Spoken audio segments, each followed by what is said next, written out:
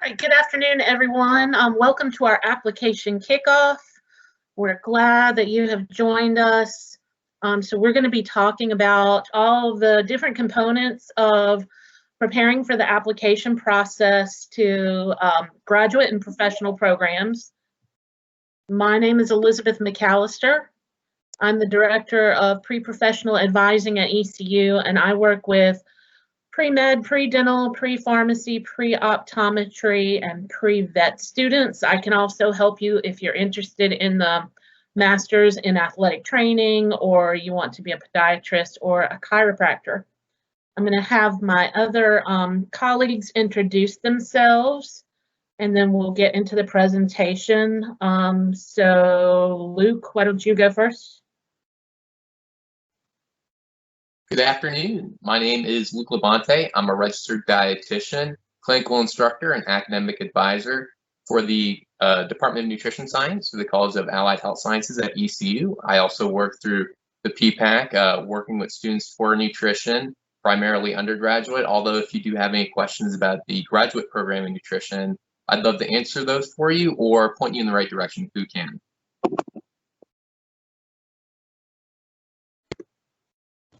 Hi everyone, I'm Melissa Watterson.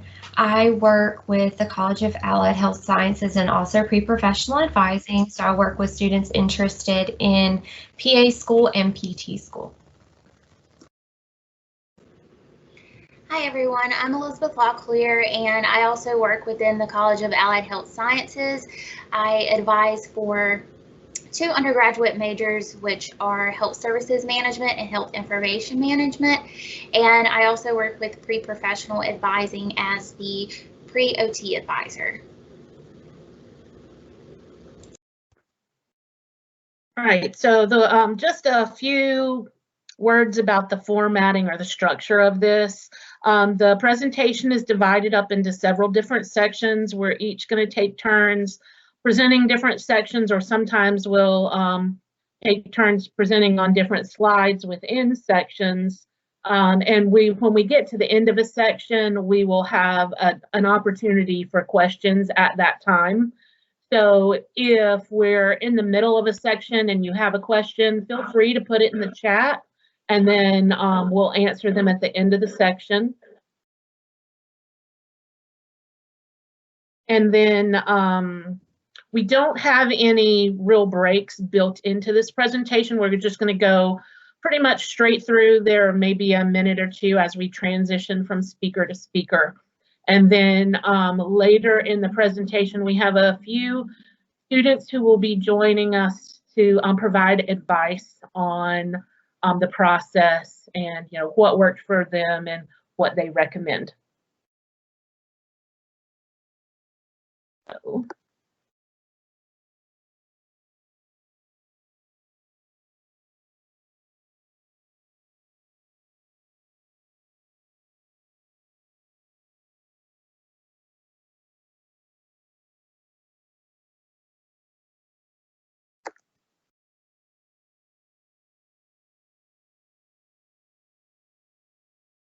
All right, Luke, give me a thumbs up if you can see this. Elizabeth. Okay. All right, so we're going to start off just talking about personal statements. So regardless of the program that you're applying to, you're going to have to write a personal statement for your application. If you're applying to some graduate programs that aren't necessarily like professional programs, it may be referred to as a statement of purpose.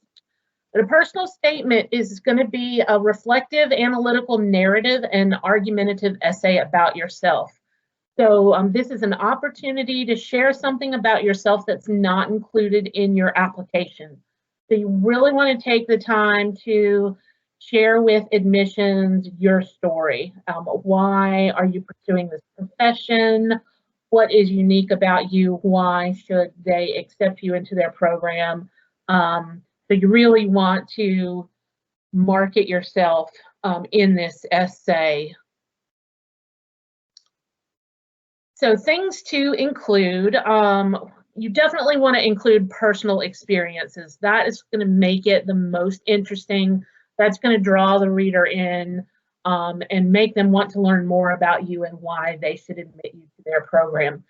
So we recommend that you keep a journal of your experiences as you are preparing.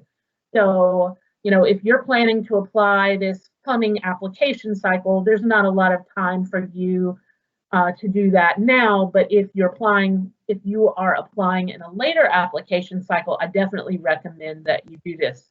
If you are applying this cycle and you haven't kept a journal, you should probably go back and reflect on things that you've done over the last few years and kind of jot them down, because that will definitely help with your personal statement.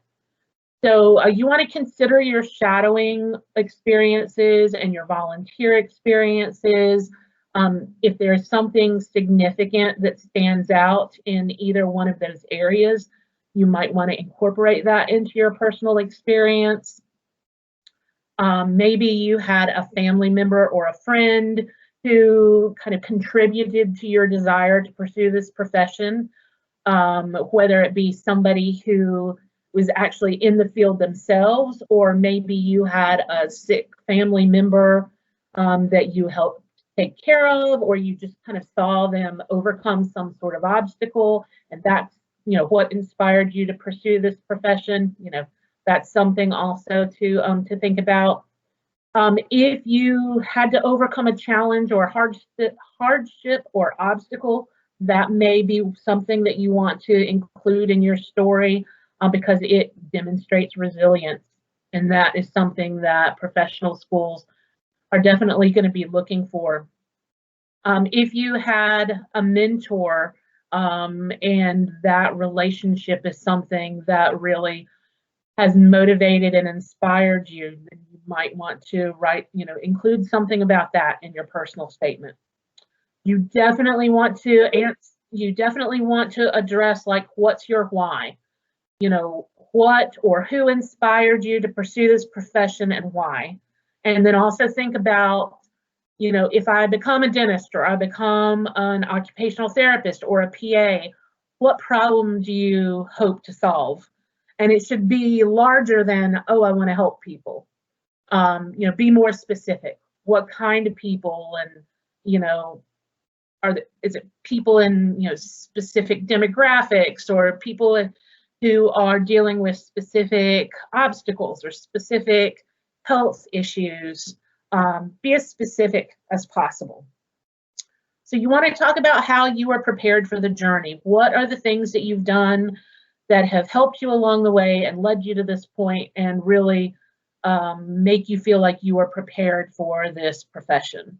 And then talk about the qualities that you have that will make you a good doctor, dentist, physical therapist, healthcare provider.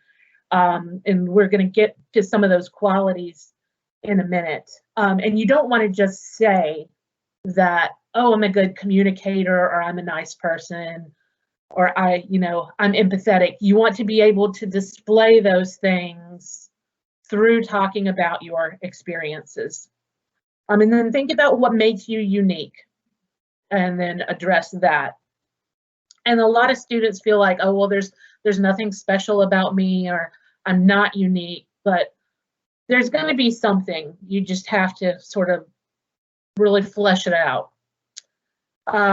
You want to talk about more than just your future career. What makes you you?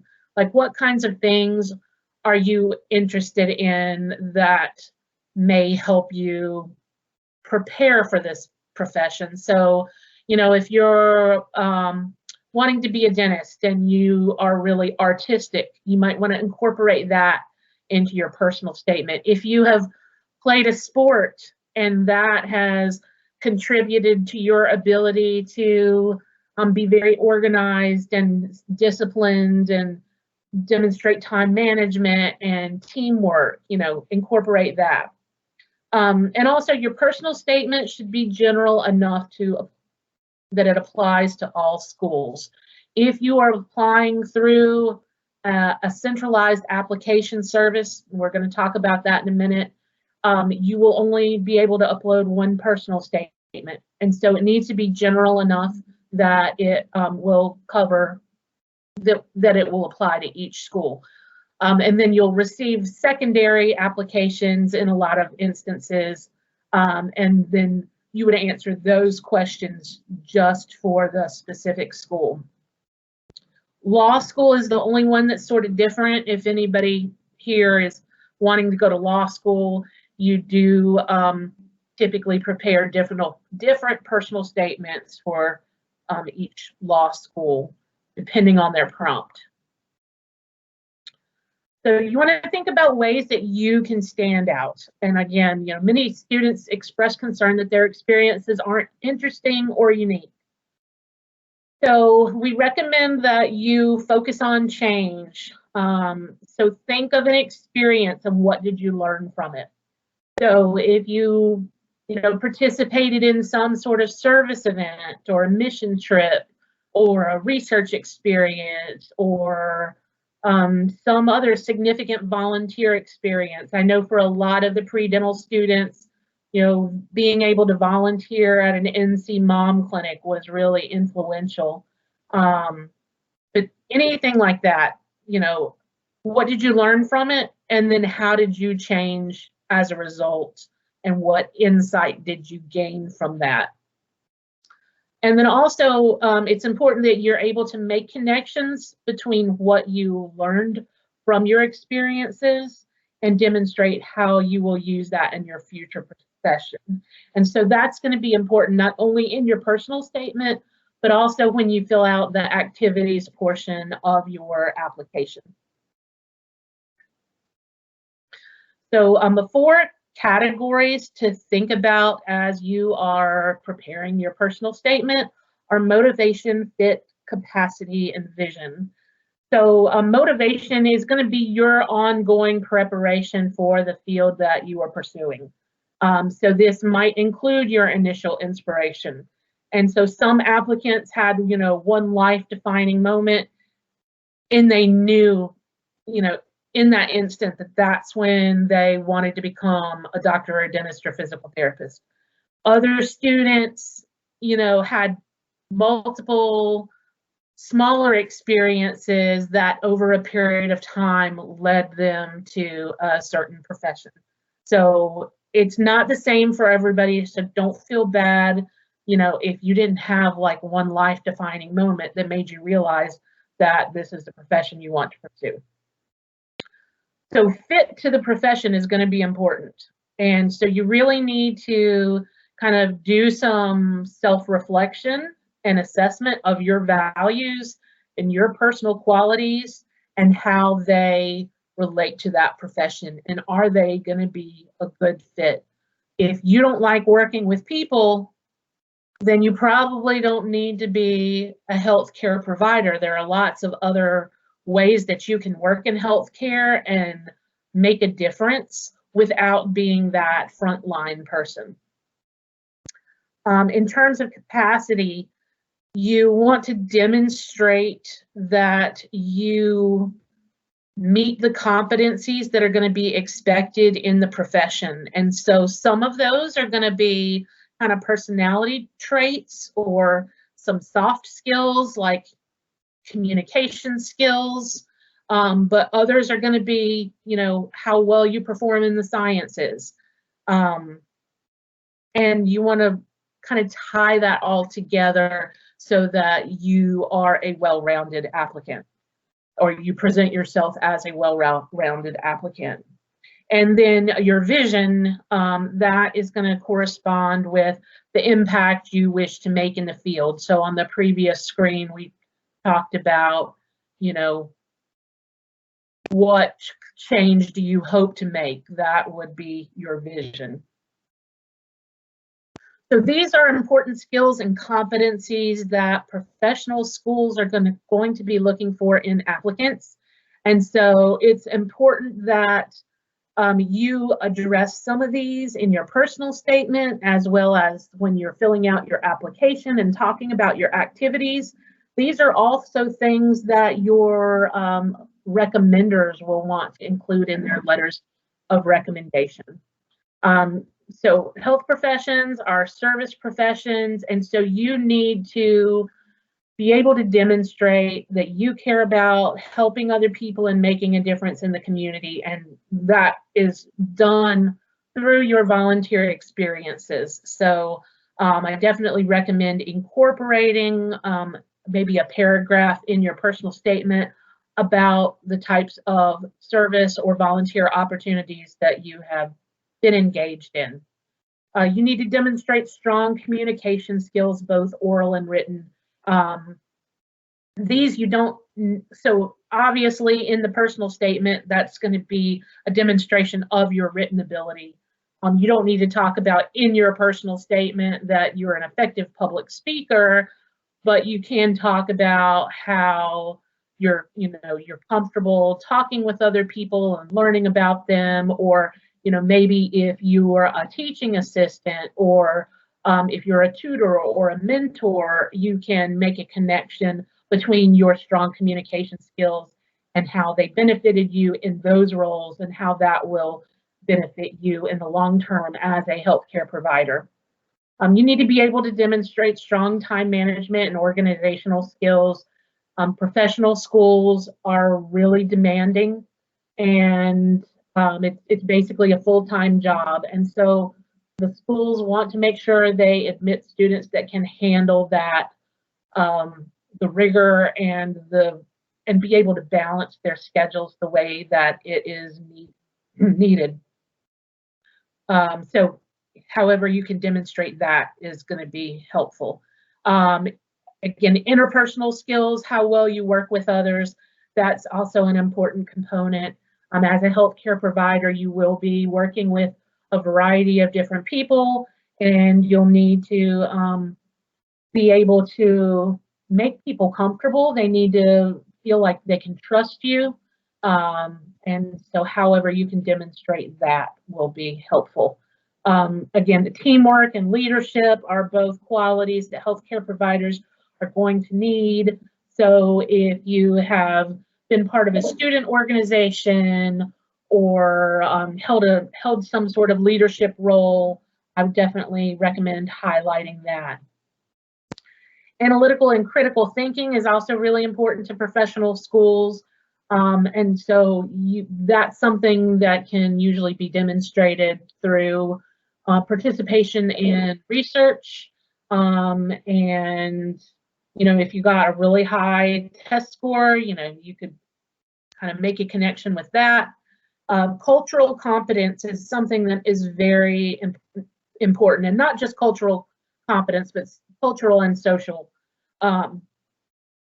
And the ability to demonstrate that you are culturally and socially aware. Because again, not everybody is going to be like you. Everybody's going to have differences, both physical and in terms of their values and philosophies. And you need to, you don't have to agree with everything that, your patients or everybody you come in contact with says or believes, but you need to respect their opinions and treat everyone fairly. It is important that you are aware of current trends in your chosen field and be able to effectively communicate about those during interviews, and also if there's something that you can address during your personal statement as well, that could certainly be helpful. And then again, resilience and adaptability of professional schools are difficult, and you really need to be able to deal with that challenge. And so schools want to see that you have the maturity and determination and adaptability to handle all of that. So it's important that you are aware of character limits. So your personal statement can't be as long as you want it to be. So with a lot of the schools, their character limit is 4,500 characters. That includes spaces. For both of the medical school applications, so AMCAS for MD programs and ACOMAS for DO programs, you get 5,300 characters. ADSAS for dental school, OptomCast for optometry, OTCast or PharmCast for pharmacy, and PTCast for physical therapy is all 4,500 characters. CASPA for PA school is 5,000. OTCast for OT school is 7,500. There are 3 different essays you write for vet school, and so 2 of them are 1,500 and 1 is 2,000. And then law school, it varies from school to school, and sometimes they may not give you a specific character limit, but they'll tell you you have a page limit.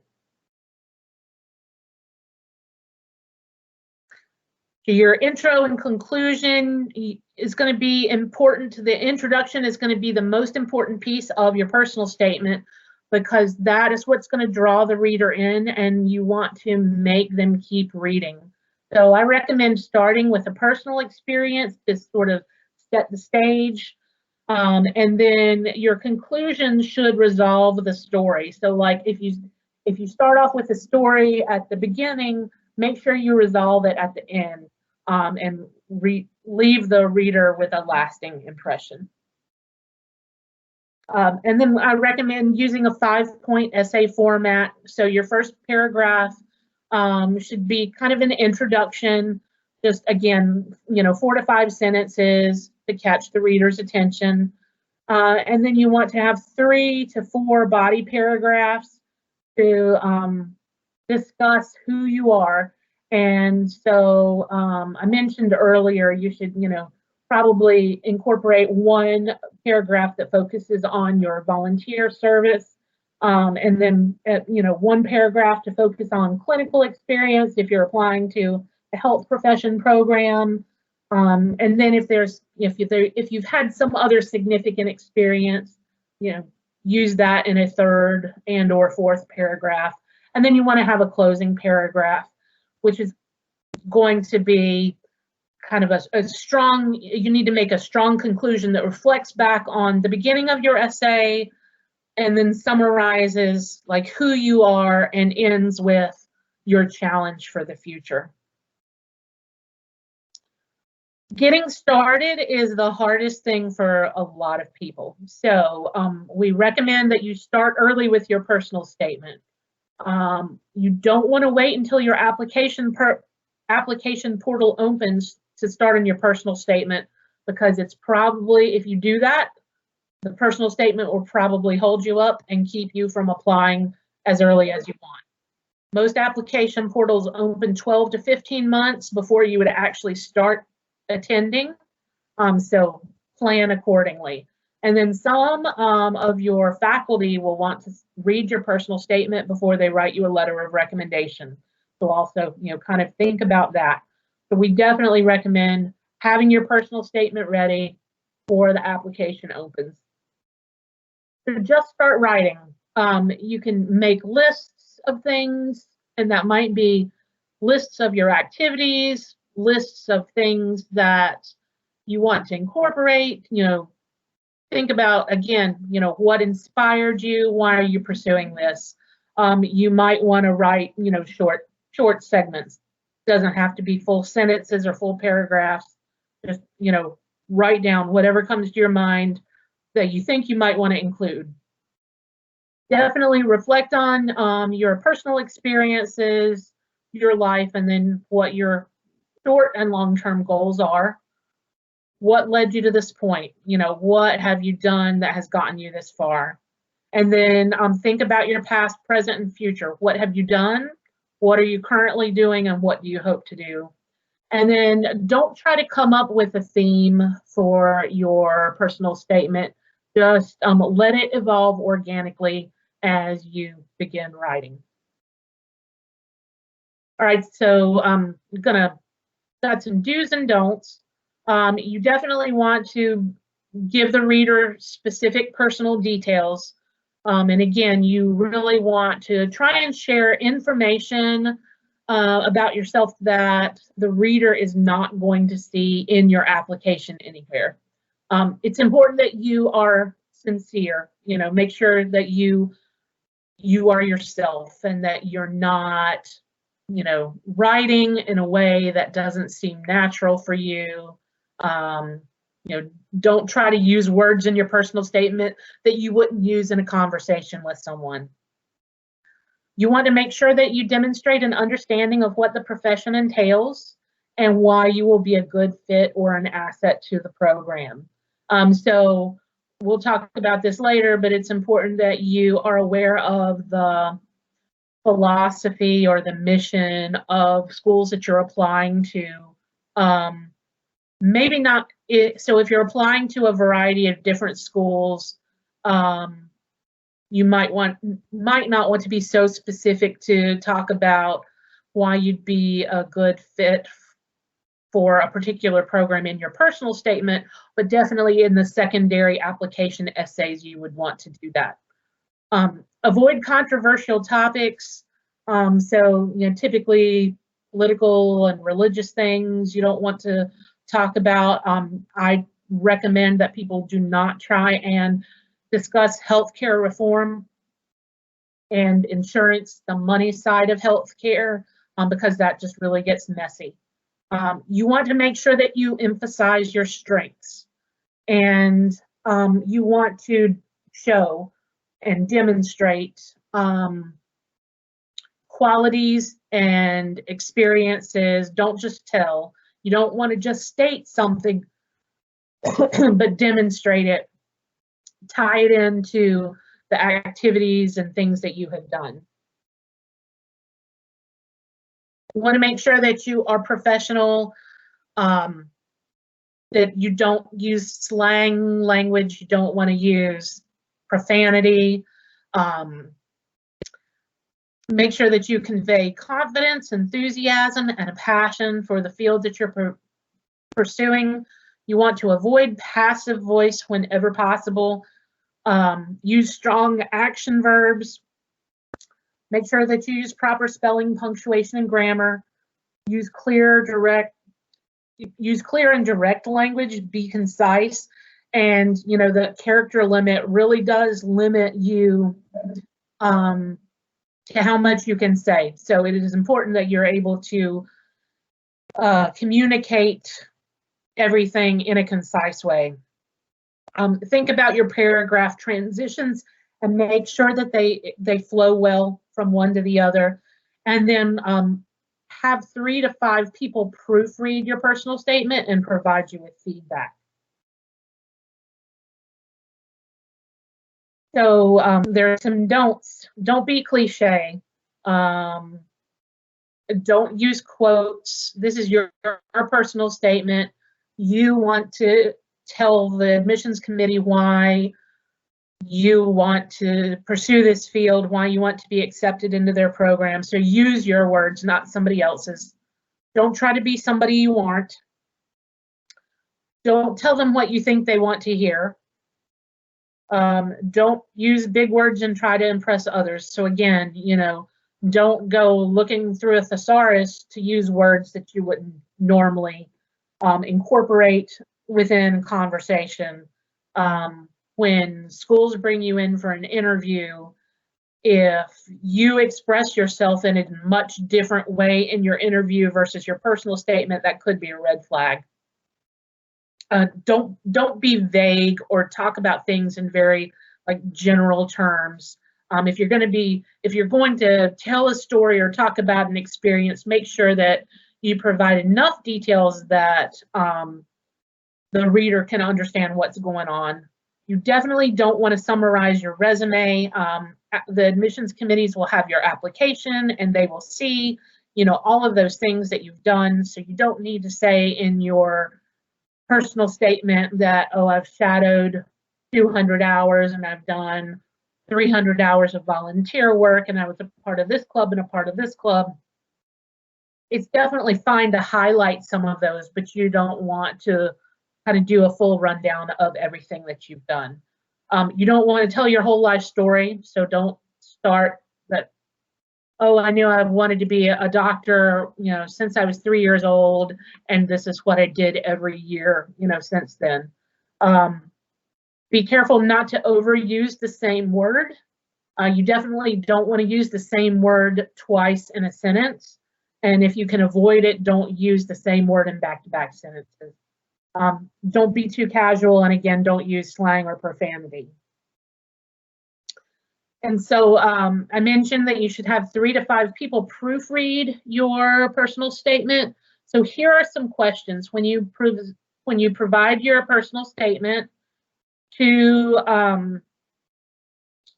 your proofreaders. Here are some questions to give them and have them consider. Does my opening capture your attention? Do you find the statement interesting? Do you find it to be well written? Does it seem positive? Does it seem like me? Does it seem like a sincere representation of who I am? Can you think of anything relevant that I did not include? Did I include anything you feel is inappropriate? Did you gain any insight from me about reading this? And then, did you notice any spelling, punctuation, or grammar errors? Does it flow well? Do you think it will set me apart from other applicants? And so you may want to have different people read it for looking for different things. So you may want to have one person proofreading just for spelling, punctuation, grammar, and then the flow of it all. And then you may want to have another person read it more for the content. And that will help you. Don't have too many people proofread it, because you'll probably get too much feedback, and then you'll be conflicted about how you should maybe make changes, and that will be frustrating. Okay, so I am done with that. Are there any questions? And I can't see the chat, so Elizabeth, if one of you guys can read me any questions. Hello, my name is Ruby. So Hey, Ruby. For my personal statement, you mentioned, well, I have this idea of what I want to do, and then Okay. I heard you mention that we shouldn't say like our whole life story.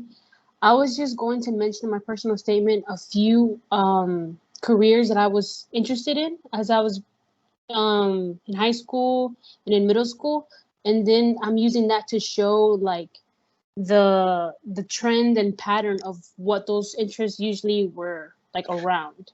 Yeah, you can definitely do that. That's a really good point. And we've had students in the past who have done that. So, you may have thought when you were younger that you wanted to pursue one profession, and you may have shadowed people in that profession. And through shadowing, you realize that really wasn't the career option for you.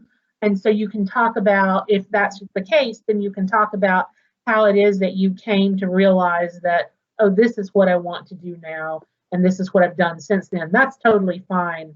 Okay, thank you. Yeah. You're welcome. Any other questions?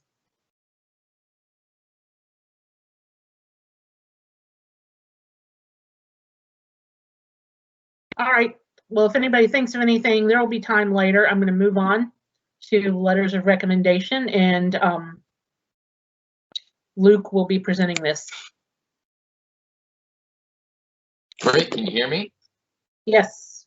All right, right on. Let's get started with letters of recommendation.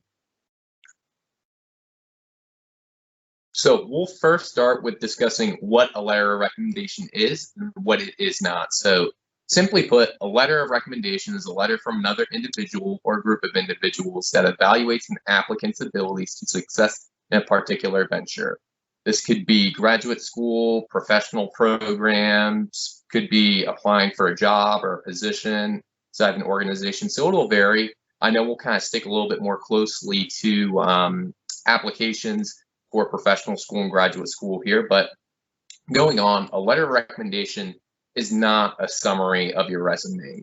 It can pull in parts of your resume, and much like the personal statement, kind of highlight some bits of it.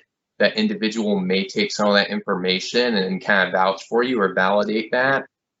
Think of it more as that individual giving kind of firsthand testimony or expert testimony to your capabilities inside that specific circumstance. So when we think of these individuals who you'll be choosing, which we'll discuss a little bit more in the future, we want these individuals to be able to attest to your character, your work ethic, as well as your ability to succeed. So this is not a limiting list. This could include, several other options. But when we think about character qualities, we think of things like compassion, empathy, leadership, ethics, personability, among several other things, especially healthcare. These are all very important. So think about trying to really exemplify these inside of some of your actions or on your resume and things like that. That way these individuals can really see those. So when we're thinking about work ethic, this could be examples showing maturity, showing responsibility and professionalism inside of different environments. These are all very important. Abilities to succeed, we're thinking about resiliency. So again, that idea of being able to bounce back from setbacks and not let it derail you. Adaptability, or your ability to adapt to new situations that you aren't familiar with.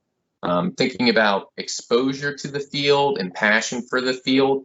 If you're passionate about something, if you have a lot of experience in that area, you're very likely to succeed versus someone who may not have as much experience, or someone who's not all that passionate or not at all interested in the field. That's not really going to sell someone on writing you a really strong letter of recommendation. So what are some things to be aware of starting off when we're going into letters of recommendation and making requests of these? So before you reach out to anyone, you should really know the deadline and kind of set up a timetable for yourself to make sure that you're asking these individuals with as much advance as possible. If you can do more than 1 month, that's great. That will give that individual time to meet with you, discuss different options with you if they need to, review your materials if they would like to review their materials, and really compose that letter, because oftentimes letter recommendations are really a timely venture for someone to do for you. So it really is a gift. So giving them the gratitude for that is much appreciated. Again, more questions to ask yourself before reaching out to that individual. Is this letter, and does it require a letter, an evaluation form, or are both required? Again, these are kind of put out depending on what area you want to put in. So familiarizing yourself with the instructions. Will there be a special form needed? And who's going to fill out that form? Are you filling out that form and then sending part of it filled out to that individual, or having them fill it out entirely? Does this letter need to be mailed, or will it be submitted online? If it is submitted online, are the instructions generated through the application that you start? Will it send a request to that individual? So these are some things to keep in mind. That way, when that individual asks you, whether it's on a phone conversation or sending them an email, you can provide them with a timely response to help answer their questions and make sure that they're going to submit you the best letter possible. It also displays some of the character qualities and things like that we spoke about. And the last point, are these letters submitted through a letter collection service or directly through the school? So again, this will vary depending on what you're looking into, but familiarizing yourself with all of these before reaching out and communicating with these individuals will be a priority. So now we know about our letter. We know some things to be aware of before asking for our letter. Now, who are we asking for to make us letters? So we kind of broke it up into 3 categories that you can really think of that kind of highlight different areas for yourself. So we think of faculty. They have the ability to speak for your academic abilities, whether that's through classroom instruction, you were a student in their course, whether you participated in research with them, or maybe you worked with them in another project or a volunteering experience. They may be able to speak to some of those areas, maybe a little bit more towards academics. We think about employers or supervisors, and these individuals can speak to your work ethic or other qualities related to your work ethic. Thinking about mentors, a mentor can be several different types of people. It could be a faculty member, could be an employer, a supervisor, it could be a professional in the field. It'll vary quite a bit, but let's say, for example, just using the term mentor, these individuals may be able to address all the qualities that we discussed before, whether that's in your personal statement or in your resume. And another thing that they can really touch on is your growth. If they were working with you for quite some time, they may be able to talk about, where you started and where you ended up, and how that's kind of like a path or a trajectory to continue growing in the future. So those are some great individuals to ask for letters, and we think about who we should not ask for letters or who shouldn't be writing these letters. Specifically, individuals with bias or a special interest in this. So family members, for example, don't ask your parents to write you a letter. Your parents are going to be biased. There's nothing that you can do that will make them, not admire you, and people probably aren't going to take it seriously if it's coming from an individual. When we think about people who aren't familiar with you, if you're not super familiar with a faculty member, or you didn't really meet your employer that much, or you don't really have a mentor, these are people you probably should not ask. Let's say, for example, like important people that don't know you. Like, you don't want to ask your dad's friend who's a congressman that you met at a barbecue once just because they're kind of important. Or you don't want to ask the director of another program that's, your second cousin that, you spend Christmas with once every 5 years. Again, these aren't people that you should really be asking. Just because they're important doesn't mean that they're really going to be familiar with you or provide value to that. And again, think about who will be able to provide value to you. These letters should really kind of amp up your abilities. They should really sell you. That's the combination of things that were discussed in your personal statement that employers or evaluators can see through your resume. This is kind of like what highlights it through someone else's eyes. It's their testimony that's really backing up what you have to say. So, and some quick tips about building rapport. I know oftentimes, especially more recently inside of a virtual environment, it's difficult to build rapport or build a really good relationship with these individuals. So I'll kind of talk a little bit about general tips, and then we'll get into these different categories for some specific areas there. So just general tips: be timely, show up on time, or even better, show up early. 5-10 minutes early to a class, early to a meeting, early to work. That says a lot. That says that you're great with time management. You're staying through your entire shift, or you're staying through the entire class. Again, very reasonable things. Sometimes 5 or 10 minutes can really make a big difference, especially to like the first class, for example. I remember students who show up early. I remember students who show up late. So keep that in mind. And then just put in one word: excel.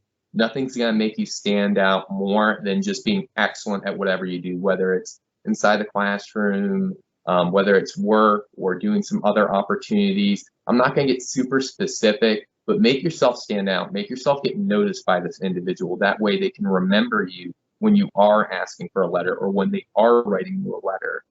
Excellent students are really easy to remember. Next, we're talking about being presentable. So we're thinking about hygiene, for example. If you're seeing that person face to face, make sure that you're bathing, that you're brushing your teeth, combing your hair, you look somewhat presentable with your behaviors. If you're meeting with someone, if you're speaking with someone, don't play with your phone the entire time during a meeting, especially if it's a one-on-one. If you're in class and you're playing on your phone, a lot of students think that instructors and faculty members, that we don't see that. We are not oblivious to it. And if we know who you are, we're probably going to remember that when you're writing or when you are requesting us to write a letter of recommendation. And lastly, attire. I know that clothes are a great way for individuals to express themselves. I won't really get into clothing options or anything like that, but just make sure that you're wearing, clean clothing, comfortable clothing that is not wrinkled or stained. Again, just kind of presenting yourself as there, you're ready to learn, you're ready to work, etc.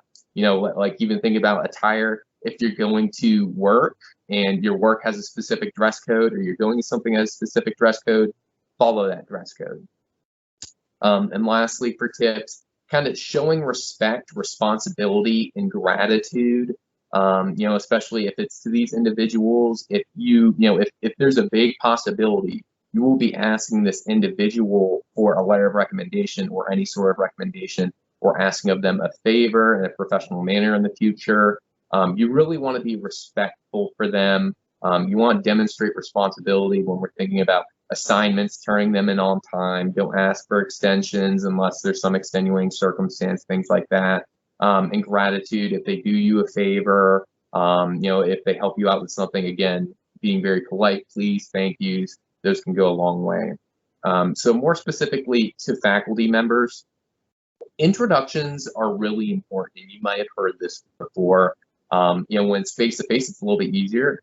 After that first class, politely walk down, be patient. That faculty member might be answering questions for someone else. They might be packing up their stuff. But as soon as you see a good opportunity, just walk up and be like, hello, my name is, for example, my name is Luke.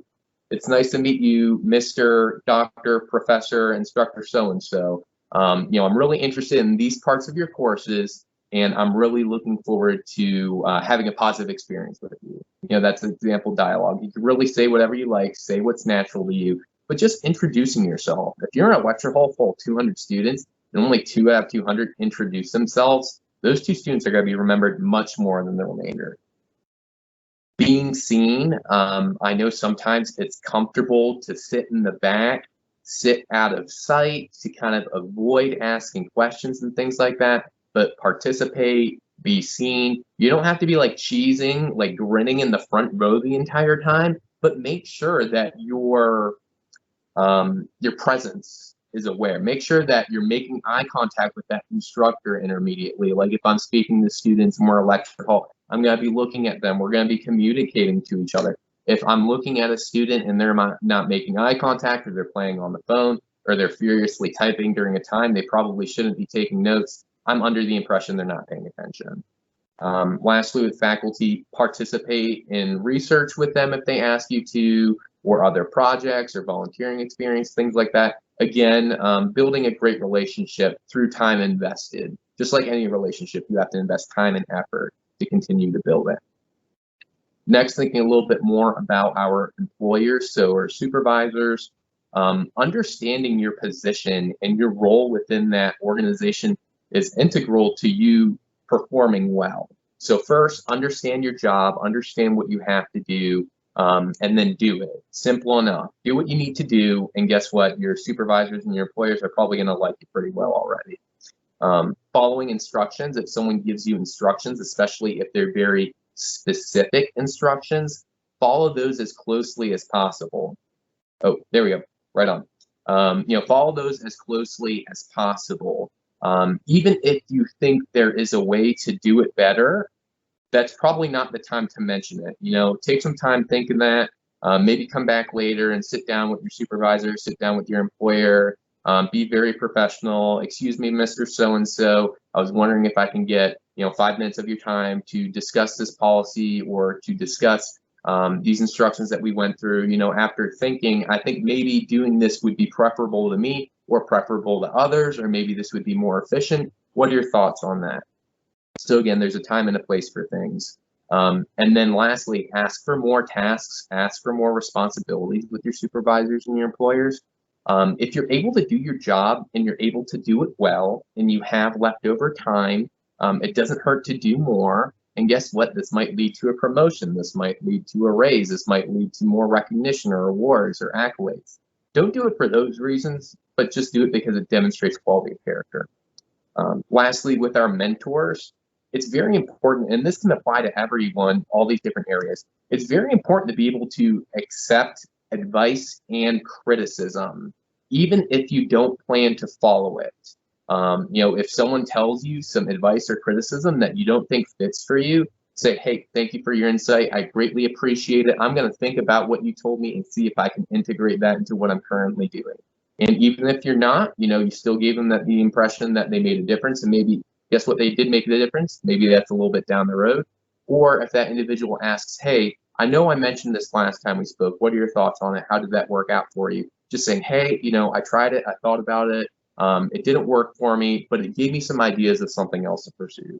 So again, these are just things to think about, being good at accepting advice and criticism without getting your feelings hurt and things like that. Because the goal of advice and criticism is to help you grow and to make you better. Again, growth is a result of change in a nurturing environment. So thinking about valuing their time, Some mentors are not compensated. They get nothing out of helping you. You know, some faculty members do extra for you, not because they have to, but because they want to, because they want to watch you succeed. And as a consequence of that, they want to see you grow. So again, we want to watch our students grow. We want to watch you all succeed. And then once they're able to grow, once they're able to succeed, paying it forward. You know, if you're a senior and you know of a freshman that is having some difficulty, or a sophomore that's having some difficulty, pay it forward. Give them a little bit of advice. Give them a little bit of help. You know, mentor them in some areas that you can mentor them. And guess what? Your mentors might take notice of that, and that's demonstrating some more of those qualities, like leadership, for example, communication, compassion, that you're discussing inside your personal statement.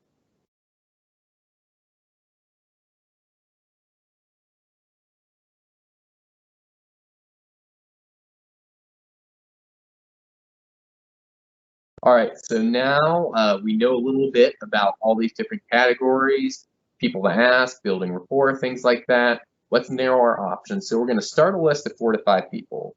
And for a lot of programs, you want at least 3 being from academics. You want at least 1 healthcare professional or a professional in that field, and then potentially 1 other person of choice, whether that's a mentor, a supervisor, or someone else from some of these other areas. You want to think about choosing individuals who are very likely to provide you with the best recommendation possible. The individuals who are going to write you the best letters. These are the people to ask. You know, if you've seen their writing before and it's excellent writing, great. If you've worked very well with them and they have nothing but great things to say about you, great. That's the type of individual that you want to choose. And we'll touch on HPC a little bit more towards the tail end, but it's our Health Professions Committee. So students participating in the HPC will require 3 letters from faculty with whom they've had classes with or have conducted research with 2 being from the sciences. That would include biology, chemistry, physics, and then 1 from another subject, maybe 1 specific to the career path that you're choosing.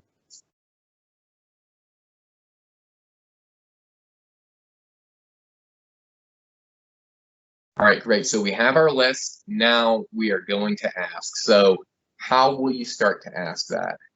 It's very important to make an appointment with them or try to make an appointment with them, especially if it's a student to a faculty member, student to someone you know, that might be higher than you in an organization trying to remain professional, especially if it's a formal relationship.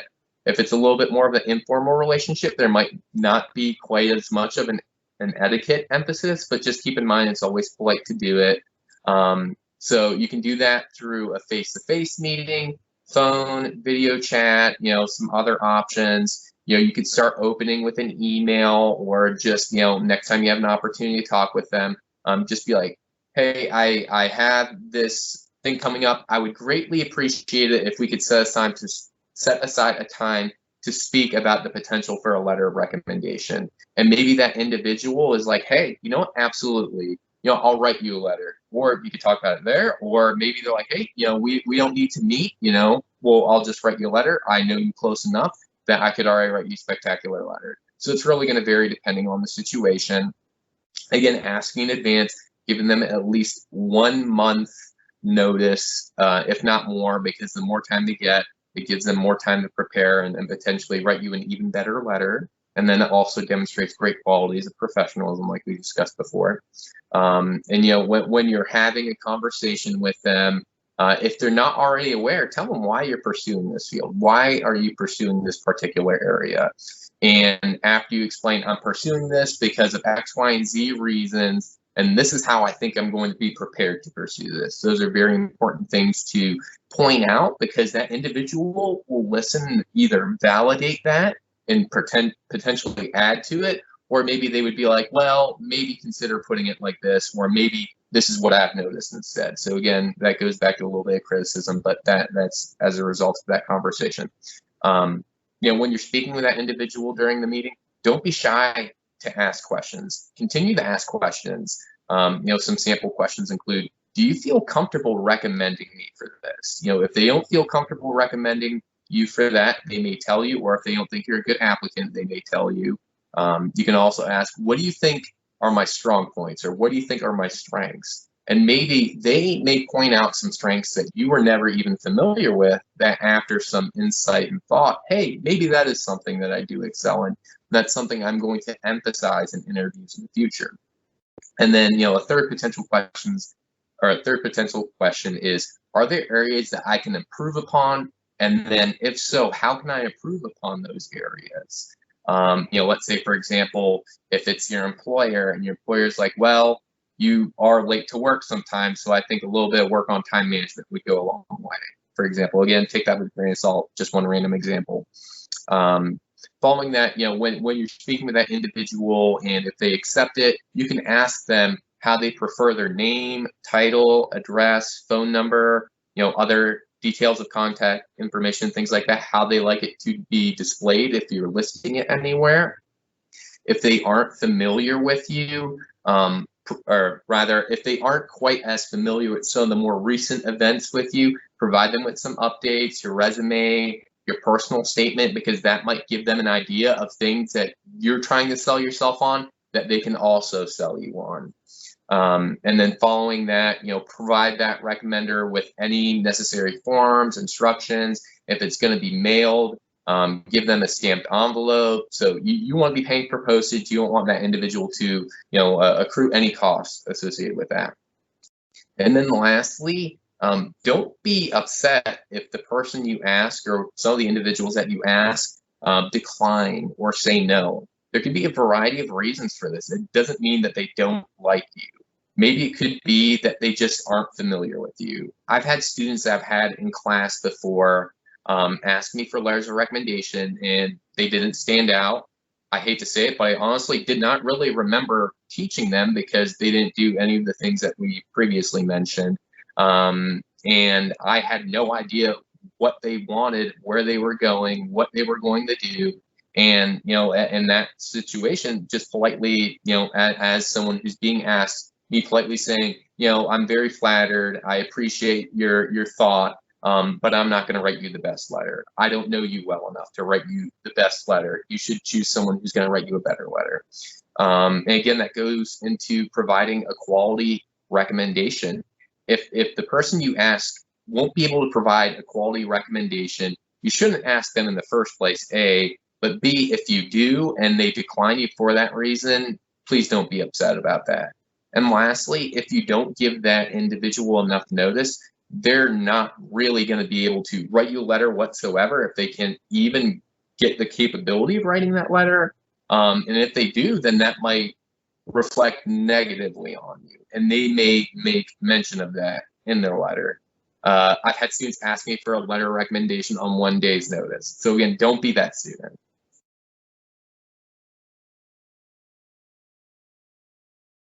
So following up, so after that individual provides you with that letter, you want to communicate gratitude, which, by the way, I didn't mention this earlier. You won't read that letter. Like, you will never know what is in that letter. So it is an absolute mystery to you. You better hope that, what that individual put in is a good representation of you. So again, it's not like you're going to be able to review it beforehand and be like, oh, this is a great letter. Yeah, I'm going to have them submit it. No, you're not going to know what it says. The only people that are going to know what it says is the person who wrote it and then the people reviewing it. Maybe one day, after it's all said and done, you might know more, but we're taking in the context that you won't. So communicating gratitude. So again, this person offered a significant amount of their time. They set aside to meet with you, speak with you, took hours to write this letter, submit it towards, the instructions needed, and then, wishing for the best for you. If you are accepted or if you are declined, let them know either way, because again, especially if it's your mentor, if it's something that you're close with, they're very likely following along with it too. They're very likely hoping for the best, and there's going to be a sense of curiosity and interest, hoping the best for you. So let them know the outcome. If let's say, for example, you aren't accepted and, you're thinking, okay, next semester, next year, I'm going to reapply, also communicate that to them as well. Just let them know, hey, this didn't work out for me this time, but I'd very much appreciate if you can do this for me again in the future. And then just staying in touch with them until that time, providing them with really infrequent updates on what's going on, things that you're doing to improve, so on and so forth. So lastly, a little bit on our HBC letters or our Health Professions Committee. So there are some programs that will require or strongly recommend getting an HBC letter. So that includes medical programs, dental programs, optometry, potentially pharmacy. And the HBC is really supervised through the Center for Pre-Professional Advising, or the PPAC, as we'll say often. And if you're more interested in hearing more about this, the instructions can be found on the PPAC website. If you have specific questions that can't be answered, you can always email ppac@ecu.edu, or you can call 252-328-6001. Okay, so we may have some questions. I think at one point I saw something pop up on the chat. Should we avoid letter of recommendation from certain faculty members? For example, someone who taught me from a different institution. No. Let's say, for example, if you're a transfer student, or you're a student that's pursuing like a terminal degree, like you're going for a PhD, and you had a great experience with an instructor from your undergraduate or your graduate work. If they are familiar with you, if they can really sell you on the qualities that make you a great candidate for that position, or for what you are applying to, there's absolutely nothing wrong with asking for a letter of recommendation from another individual from another institution. I hope that helps answer your question. Are there any other questions? So that was me that asked that question, and just to kind of add to it, I think my confusion there was really more for the committee letter. So for that, it would need to be ECU faculty, correct? For the committee letter. From my understanding, it doesn't have to be ECU faculty. Okay. I didn't think so, but I had heard that, and I just wanted to clarify. Oh no, it's always good to double check. Thank you. Hi, my name is Iman, and I was just wondering, does that also apply for community colleges? Like, would a letter from a professor at a community college be acceptable as well? I believe so. If this is in contact with HBC, then yes. If we're thinking more about different programs that you are applying to, you definitely want to get someone that's going to be the best fit. So let's say, for example, if you took like organic chemistry or anatomy and physiology to a community college, a very stiff science, and you did very well, or you developed a very strong rapport with that instructor, and you did very well in that course, why not? You can certainly ask them if they are familiar with you, if they can certainly attest to those qualities. Okay, thank you. I think really the only kind of caveat to that is if you're taking like a lab with like a graduate student or something like that, you just want to make sure that they are an instructor, not like a graduate assistant or TA or something like that.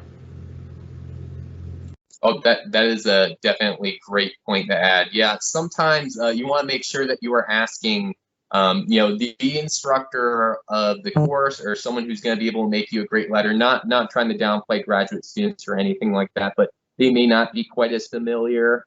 And like Elizabeth McAllister said, sometimes some faculty members will be able to write you better letters if they're more familiar with you. Like, for example, community colleges, smaller class sizes, if they're much more familiar with you, they're going to be able to write you a better letter. Like when I used the example earlier, the student that asked me for a letter that I wasn't familiar with, the semester that I taught him in that particular section, I had like 100 students. So, and I don't think I really spoke with him all that much, if at all. So under those contexts, it's definitely good to choose someone that can really speak to your abilities, and maybe someone that has some positive credentials behind their name as well. Okay, and just checking the chat, it seems like there's a little bit of stuff going on about the HBC letters and whatnot. Are there any other questions about letter of recommendations, building rapport with faculty, whether that's in virtual or face-to-face, etiquette, professionalism? Okay, right on. Thank you.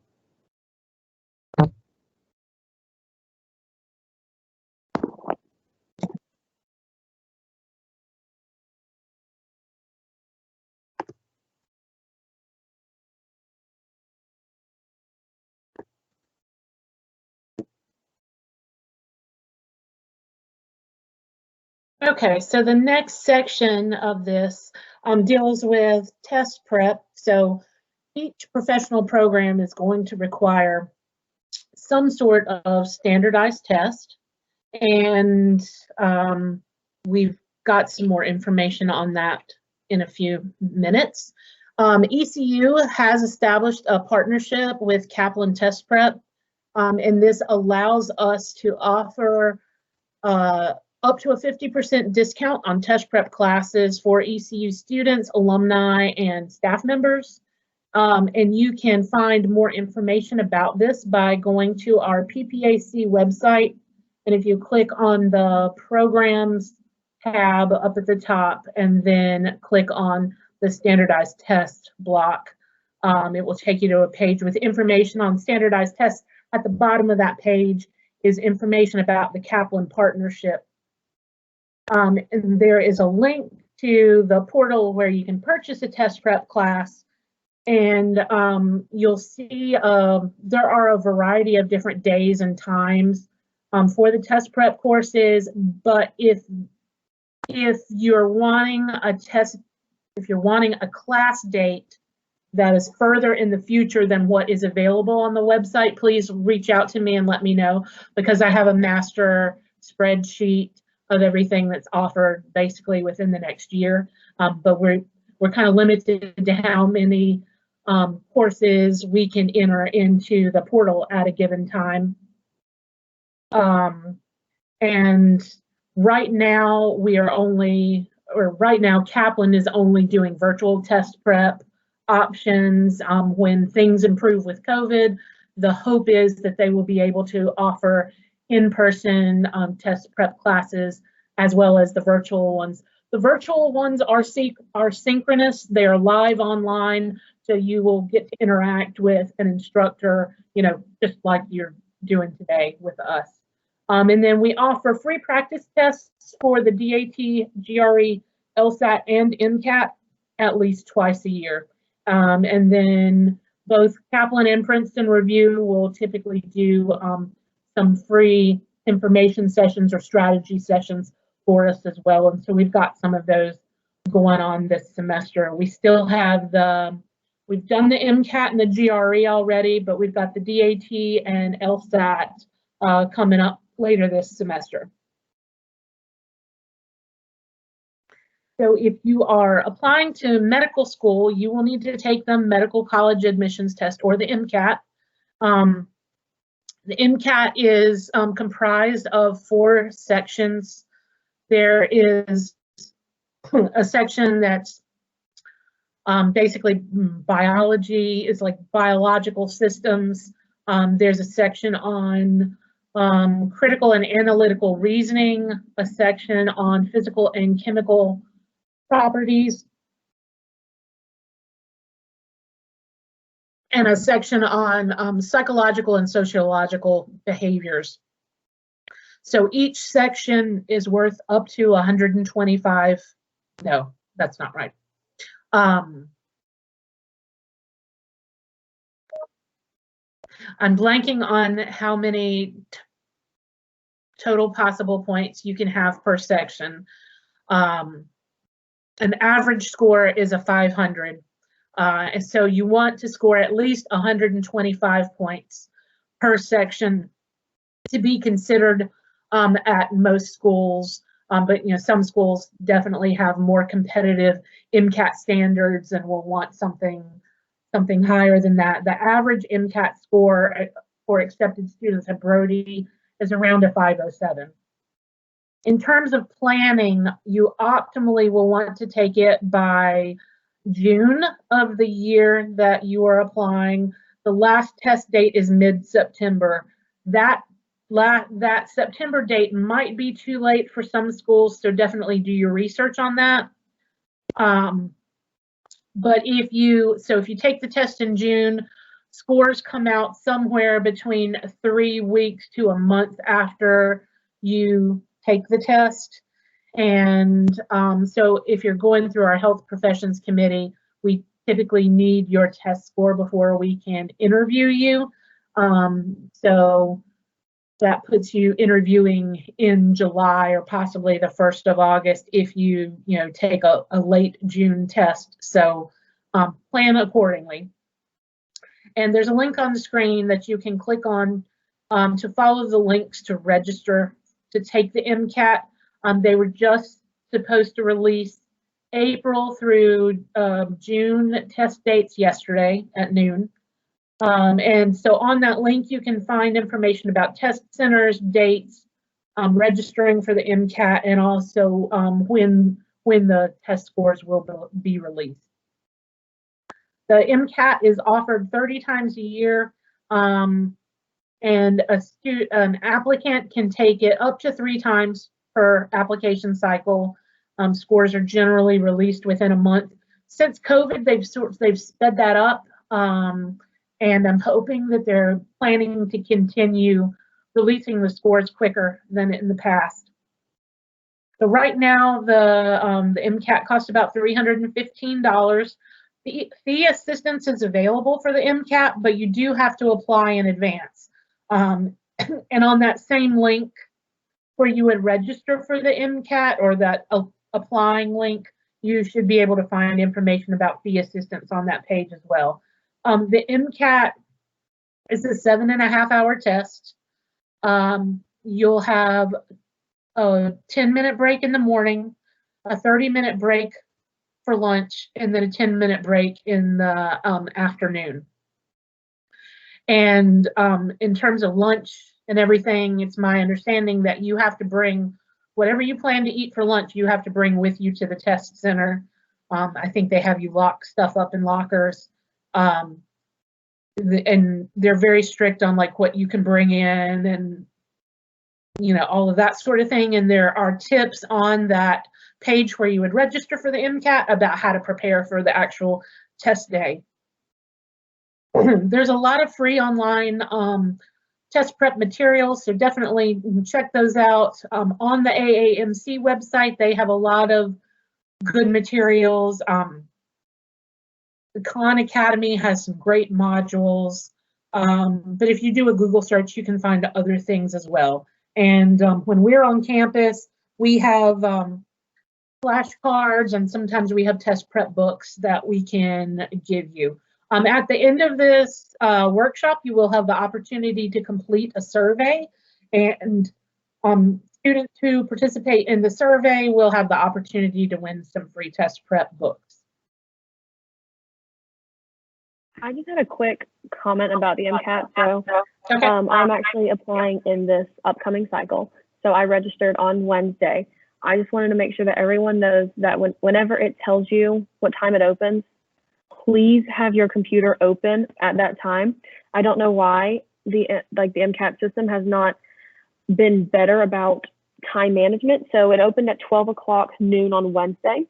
My Wi-Fi glitched for 1 minute. I logged on at 12:01, and I did not register for the MCAT until 2:11. I of me because they do registration based on your region. So they did the entire East Coast from Maine down to Florida. So there were approximately 20,000 people ahead of me when I logged on at 12:01, and those test locations fill up super fast. So I actually wasn't even able to get my testing to be in Greenville. I have to go all the way to Wilmington. So just please be logged on and ready to go at 12 o'clock. And it's also $200 or $320 now, which is ridiculous for a test. But, we want to be doctors, so it's an expensive route that we have to take. But yeah, that was just my little tidbit. Sorry to interrupt. Oh, no, thank you so much for sharing that. That's great advice.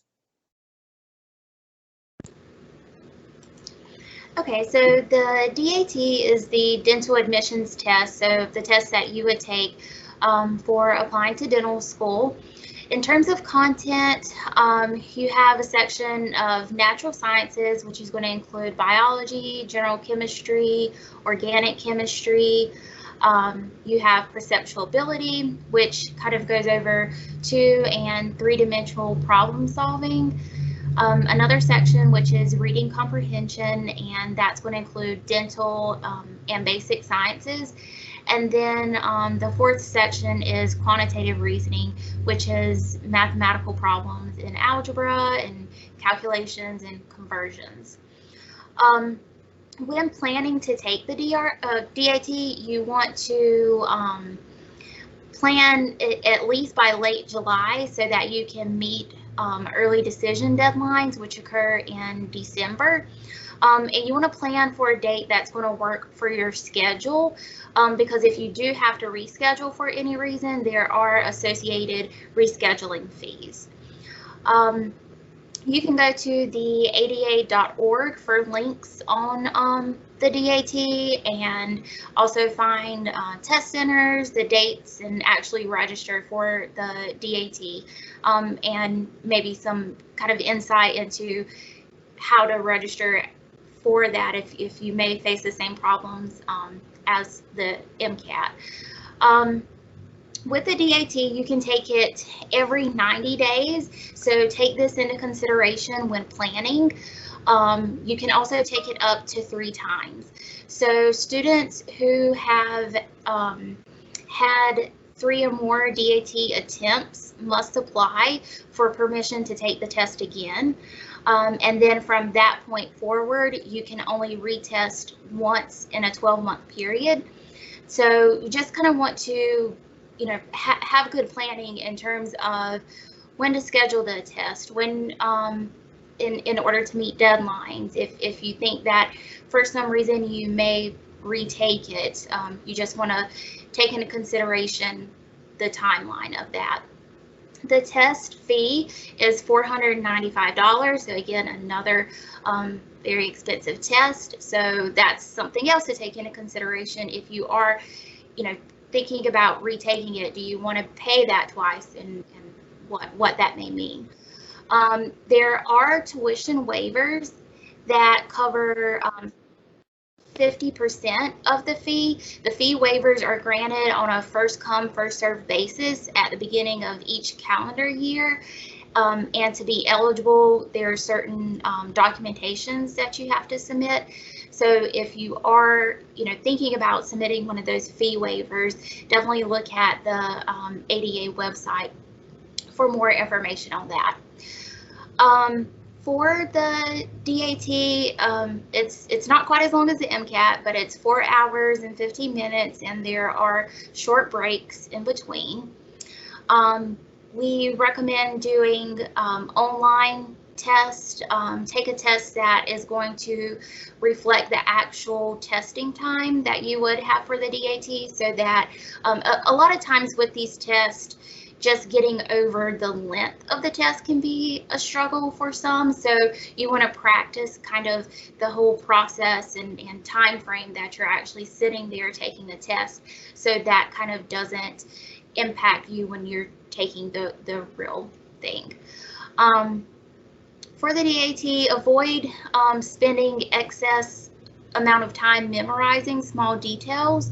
The DAT is really going to take into consideration critical thinking and application of concepts, and not restating facts. So you want to focus on fundamental concepts.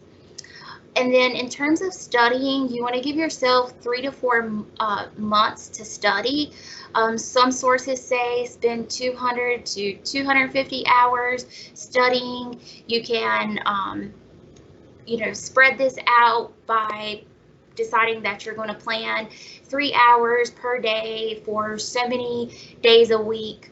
For this many months, you're going to devote that time to studying for the DAT. So there's a lot of planning that's going to go into one, studying and preparing yourself for the DAT, and then also planning in terms of when to actually take the DAT.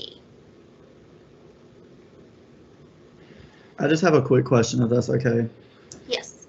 So I know that you guys are offering a practice DAT March 20th, I believe it is.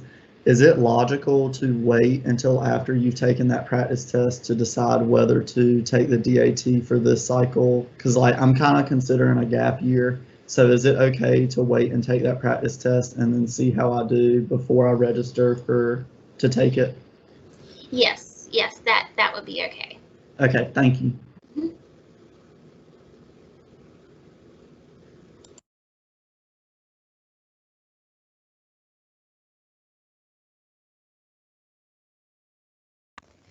Okay, so the GRE, you probably have heard of the GRE before.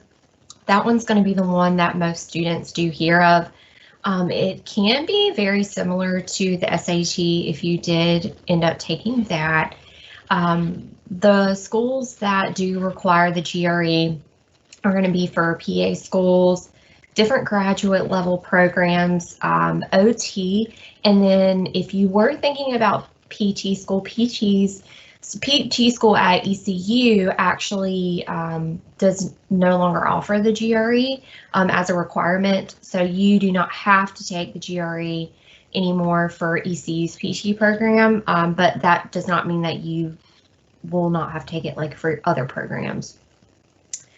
You can find like a lot of good sources online for the GRE, so I recommend like looking up free questions or free online prep for the GRE. It's going to be consistent of a writing section, verbal section, and or math or quantitative section. And so it is another long test of 3 hours and 45 minutes with breaks in between. We have heard before that like the GRE is similar to the SAT except for its own like X Games mode.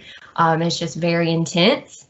So take that in consideration. And when you are planning, we have on there that you'll see that it's easy to plan to take it more than once. So if you're thinking about taking it twice, that's completely common and normal for students to do. But then again, look at the timeline for when you are applying. So let's say you're thinking about PA school and you want to take the GRE. If the cycle for PA schools open through CASPA, April through, opens in April and kind of ends in September, and you want to be on the front end of that application cycle, so maybe in April, you probably don't want to look at taking the GRE in March, only because you can only take it once every 21 days, but that way it'll give you enough time to really focus on, okay, what can I improve on, because you'll get your scores, what you can improve on, different things you need to work on, and then so that way you're not taking it twice back to back and you do have that time to do that. You register through ETS, and then that's where you can find test centers, dates, and you can register. It's super easy to go through. It is offered at a lot of locations. I've heard that a lot of students like to tend to take it over the summer, but then again, it does depend on the application cycle that you're applying to. But so like the application, if a student is planning on applying, at a certain time, they'll take it maybe a year before and they'll do it like over the summer. So that way they can have time to study and go ahead and take it and then not worry about having like a full load of really intense courses. And I think that's all I have on the GRE. Okay, so these are just some tips that we have for how to be successful when taking these admissions tests. So it's going to be very important for the DAT and MCAT to take the prereqs before taking the test, especially like biochemistry. Just as I mentioned in the previous slide, when looking at the content for each of the tests, you just want to make sure that you've already completed those courses so that when you get to those sections on those tests, you'll be successful. And you can work with your advisor or work with one of us pre-professional advisors to figure out exactly how to plan out the prereqs so that you will be able to have them completed by the time that you take the test. You can strengthen your vocabulary skills by reading professional articles. So you want to read professional articles within the field that that you're looking at going into. In terms of the GRE, it's kind of more general with the terminology and concepts that they use. So really just kind of reading in general to kind of beef up your vocabulary a little bit will be helpful with preparing for the GRE.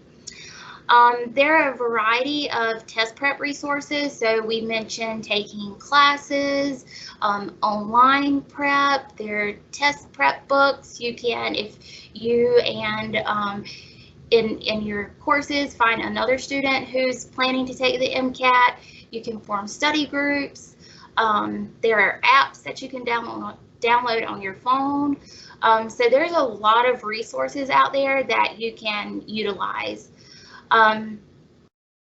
You want to create a study plan. So again, going back to all the planning that goes into taking the test and applying, create a study plan that's going to work for you. So if you want to study for the DAT a certain amount of hours each week, you also want to take into consideration what other obligations and responsibilities you have for, let's say, if you work or if you or depending on your course load. If you are going to sketch out a plan, which we recommend that you do, you want to stick to the plan and also be disciplined so that you can work out those times to fit in that studying to prepare. Take lots of time practice tests. So again, going back to actually while you're at home practicing, you want to simulate what the real test is going to be like. You want to know the format and the structure ahead of time going in, so that you're not caught off guard by how long you're having to sit there and look at a computer screen. And then again, give yourself not only time to retake the test, but then also study and review in between retakes. That's really important. We've seen students who maybe didn't do so well on the MCAT. They took time to actually dedicate to studying, and they did much better their second go around.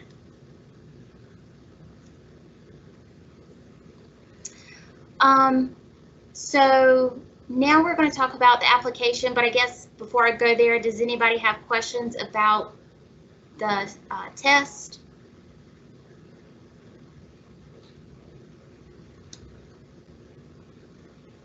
Okay, so if you do, just feel free to put them in the chat. So the application, let's see. So this is kind of just a sample timeline, a little bit more generic. It can differ depending on which program you're applying to, but you may want to adopt some of these concepts when preparing your application. So looking at the first thing that you want to do is get registered. Get registered for the standardized test. Get organized. Again, going back to that whole concept of planning.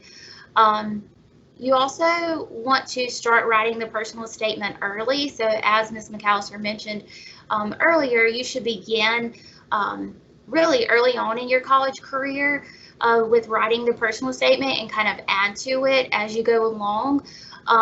But you definitely want to make sure that you begin the personal statement the winter before you would be applying to whichever program you're interested in. And then you also, that winter before, want to start doing mock interviews. And so we highly recommend working with Career Services on this. They're really good at kind of simulating the real interviews. Some of the folk in Career Services are on our health professions committee, so they're very familiar with the types of questions that are asked in interviews. So definitely recommend reaching out to them. Then in the spring, early summer, you want to take the DAT, GRE, or MCAT, whichever one you're applying to. So that would kind of be around, like if you were applying for next year, basically it would be like around this time that you would be kind of scheduling that test and getting prepared for that. Also, early spring and early summer, if you are applying to dental school or medical school, you can begin the HPC process with us. And so again, you can refer back to the chat for a direct link for that process. But again, we have actually already started scheduling some of those. It kind of all depends on if you already have your materials and test scores, but definitely early summer. We'll start with those. Then late April to mid-May, application portals open. Again, this can also depend on the program that you are applying to. And then interviews for programs can either begin in August, and they may run all the way through February. Again, that's going to depend on the program, but that information you should be able to find on the individual school's websites that you're applying to. In the fall, admission offers will be sent. So the first offers are sent October 15th for medical, and then December 1st for dental school. And then by late February, early March, most programs have their classes filled. But again, this can, differ. Earlier this week, we had, our Higher Academic Success Center offered a panel and had some students who are either now in medical school or now who are doctors. But one student was talking about how she applied and she was on the wait list, and it was all the way until February before she got a call saying that she was being offered a seat. So don't get too discouraged. Also, if we're still kind of in this whole environment with COVID, that may slow some things down a little bit. I know it did this past year, but hopefully moving forward, it won't if everyone is kind of used to this COVID world we're living in. But if you are waitlisted, stay in touch with the school, continue to show that you're interested, do whatever you can so that when they do, if they have a student who was admitted, but the student can't attend, they go back to that wait list. If they recognize your name and you've really made an impression by staying in touch with them, that could really pay off.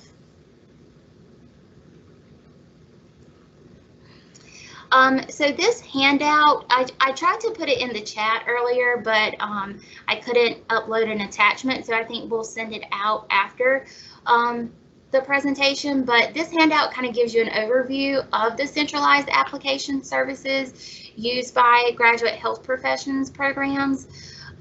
It notes the professional associations, the name of the centralized application service, the URL of the application service, how many schools participate in the application service, when the application opens, and submission dates. Again, not all schools are going to have these same submission dates that are on this handout, so you'll kind of have to research that. It also notes how many letters of recommendation and how those letters are submitted, which standardized tests are needed, application fees, as well as contact information if you have any questions. Not all schools participate in centralized application services. So for example, ECU's occupational therapy program does not. For any programs that you're interested in that do not offer a centralized application service, typically you apply through that school's graduate school. Also, I know that medical schools in Texas have their own application system. So again, it kind of just depends on where you're applying and what programs you are applying to. So these are some tips. So be aware of application deadlines and requirements. These can differ among programs. Sometimes there's slight differences with prerequisite courses. So it's kind of up to you to research this beforehand and well in advance to make sure that you have these requirements completed or will have them completed. You want to research how to apply. So again, does the school use an application portal or do they have their own specific application? You want to start the applications early. So actually completing the application is a very tedious process. You have to write out your experiences, like your shadowing and volunteering. You also have to include your transcript information, and so you never know what can happen. So you want to start the process early of actually filling out your application. So as you complete your work, whether it's your classes, volunteer, shadowing experiences, you want to keep a list of those things. And each time, so for example, if you are actively shadowing, each time that you finish that day or finish that week, write a few sentences on what you gained from that experience and what you, how you feel that experience will benefit you in your future profession. That way you will be able to go back to this information when you are doing your application, and you'll already have some of those things written, so you're not trying to remember what you did as a sophomore and what all you saw during shadowing. Let's see, I'm losing my track. You want to keep track of honors and awards you receive.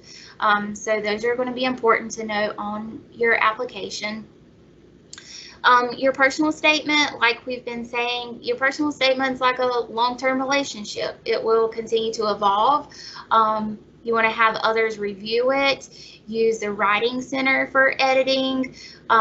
Refer back to it often. Don't start it and try to pick up on it after 2 semesters. You want to continue to develop it. Submit your application as early as possible. Don't put off submitting your application because you don't have test scores or recommendation letters. You can still submit your application. So take note of that. That's important. That's a question we get asked a lot. So you can go ahead and submit that. You'll want to request transcripts from all schools attended. So if you took a course over the summer back home at your community college, you will need to request a transcript from that school to be sent. And you also want to plan extra time for materials to be mailed. Okay, so as you've picked up on, applying to the programs can be very tedious, as I said. So you'll want to be organized, and I recommend a system to kind of help you stay organized by using like a spreadsheet or some kind of app or planning. I think spreadsheet is a bit easier, but these are some things that you may consider including in that spreadsheet for each school that you're interested in. So so these are just some of the things like the school name, location, prerequisites, application fee, application deadline, cost of tuition, plus cost of living. So tuition's really going to differ in-state, out-of-state. Sometimes living expenses can differ if you're going to be moving to a larger city or up north. So those are some things to think about. You want to look at the average GPA of students accepted as well as test scores to kind of see where you will fit in relation to the admitted students' profiles for those schools. You'll want to look at how many applications are received versus the actual class size, when you'll get the earliest notification, how many interviews that they usually do. You may want to know information about the wait list, and then any notes that you have specifically about that school. So we kind of have this example to show of what this could look like.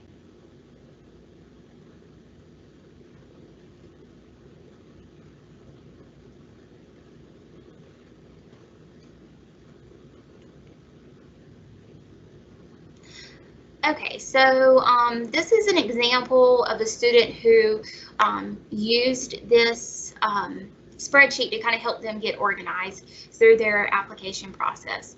And so you can see that the student listed all the schools that they were interested in each row, and then labeled each column something that they felt was important for their decision about which school or how they would make their decision.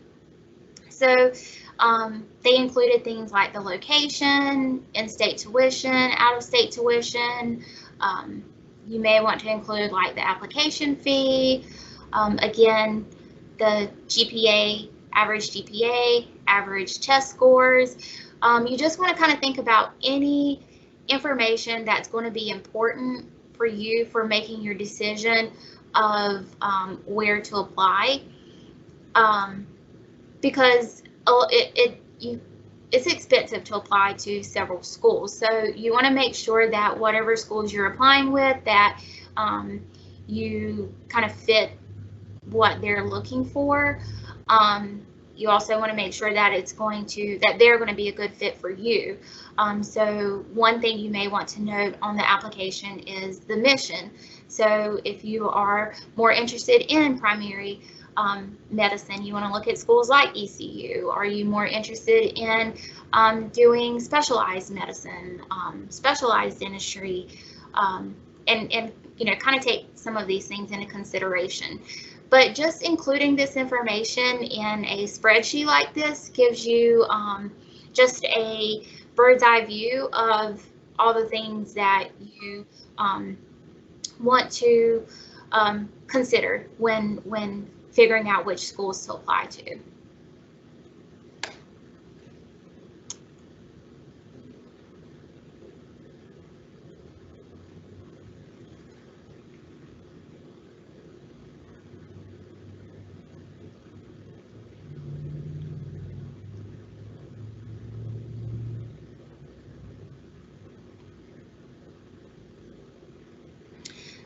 Okay, so what's on the application?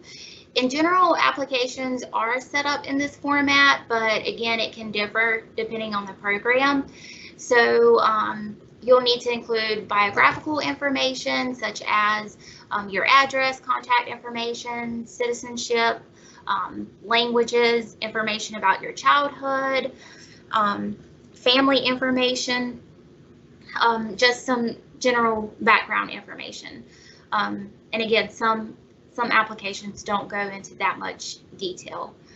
You'll want to include your academic history, so this includes your transcripts. Again, with the transcripts, I recommend having them printed out because you will have to input the information from your transcript into the application. So you'll want to have like the academic year, academic term, course number, course name. So it may just be easier to have all of that printed out so you can type that in. And then if you've retaken any courses, you want to list the grade replacement course in your academic history. You'll want to note your experiences. So these are some of the components that you may include in your experiences, such as shadowing, work or employment, volunteer, any research that you've done, as well as extracurricular activities. For your experiences, you will need to know the start date, end date, the hours devoted to that experience, whether you've repeated that experience, the name of the organization. So if it's like the Boys and Girls Club, you'll want contact information for someone that could verify that you worked there or shadowed there or volunteered there. And then your experiences can also be clinical or non-clinical. So that's just something, you know, for your like volunteer experiences, they aren't always clinical, but they're definitely important to note. Some applications you can note up to 3 meaningful experiences, and you get more room to talk about those.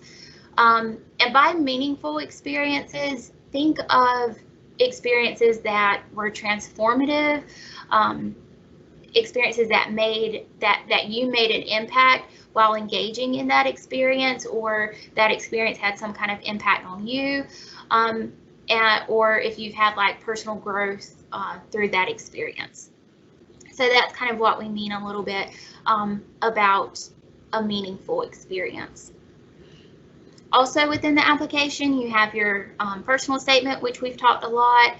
Again, just to kind of recap, with the personal statement, you want to kind of talk about why you selected this profession. You could talk about what motivates you, what you want the schools to know about you that's not evident from, you know, your if you're submitting a resume, or if you are listing out your experiences.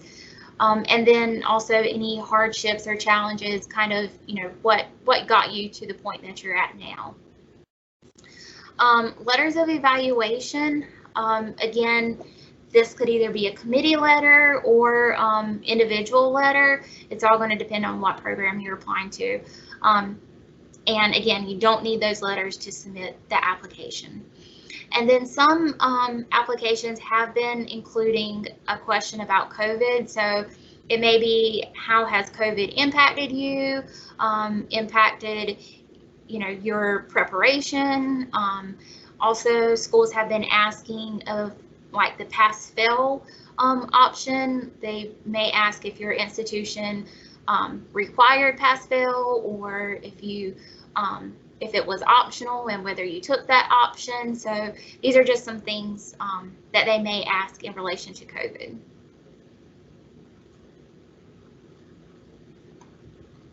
And just, oh, sorry, before we get to that, just some final comments. With the application, you want to research early the components of the application for that specific program you're interested in. You know, are you applying through a centralized application system or through a graduate school? You want to write out your application timeline, create a spreadsheet for organizing the schools that you want to apply to. You may have another spreadsheet that has all your volunteer and work experiences and the hours that you devoted, as well as contact information. So a lot of planning and organization goes into the whole applying process. So anybody have any questions?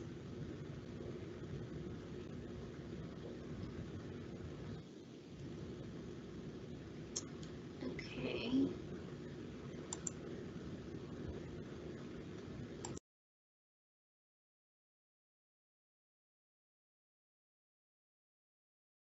Mariella had a question in the chat. So due to the COVID pandemic, it's been hard to find in-person shadowing opportunities. Would it be looked down upon to only have virtual shadowing hours? I think at this point, no. And schools understand that it's been difficult. And so they are definitely changing their expectations. So the Brody School of Medicine has actually put together a document of things that you can be doing during COVID, and they have created a Facebook group. It's like Brody Admissions, and they have the document posted there. And I know that our dental school, you know, created a similar document last semester. Definitely look for things like that. And then, yes, if you took a class at another college for summer school, you will need to request that transcript as well as your ECU transcript.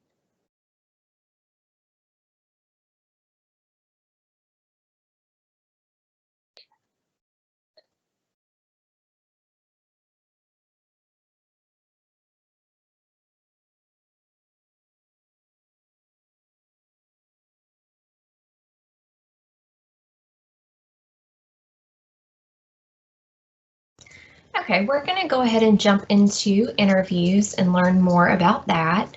Again, my name is Melissa Watterson. We're going to talk a little bit about what to kind of prepare you and what you can do before your interview, different things you can do during your interview, what not to do, and then kind of when you're wrapping up your interview. So I will mention that if you are invited to an interview, whether it be in person or virtual, this is a wonderful accomplishment that you should be excited about. I know that when people may hear the word interview, they can get really, really nervous, but I like to kind of let students know you can be nervous and that's fine, but think about it more as you being excited and you're kind of ready to showcase yourself. So if you do make it to the interview, if and when you do make it to the interview portion, it is a really big success. So these are different things that can kind of help you and kind of calm your nerves, because the more you plan ahead, the more confident you're going to be and the more prepared that you're going to be. I like to look at interviews, as a student, this is all you've known, is being a student. So look at an interview maybe as an exam or a class that you have an exam for, an exam that you have, and really kind of think about it that way in terms of, okay, I need to prep for my exam. Okay, I need to prep for my interview. So that way you can be as confident as possible. And how you want to do that is just by finding the correct resources. So we'll talk about different resources that you need to be successful during your interview. And the main thing that you can do is do some kind of reflection. So you can kind of self-reflect and think, what are my strengths? What are my weaknesses? How can I improve on the things that I may not be strong in, the areas I'm not strong in? Because you really have to know yourself to understand how to improve on your weaknesses and kind of look at your strengths to showcase during those interviews. So like asking questions, are you prepared enough? Does the word interview scare you, or does it make you say, okay, it's go time, let's prepare? And kind of just think about this being an opportunity where you have submitted your application, you have submitted your letter, your personal statement, you've had wonderful letters of recommendations, and now it's time for you to really showcase who you are. So that's kind of what I wanted to get across today, is that the more prepared you are, the better and more confident you will feel. So before the interview, different things that you can take into consideration. So we're going to talk and go back and forth a little bit about virtual and in person. So we're going to kind of talk about both of those together, just in case you do have a virtual or in person. Due to COVID and circumstances, things have been moved online, phone, virtual. So I think it's very important for you to be prepared as well for that.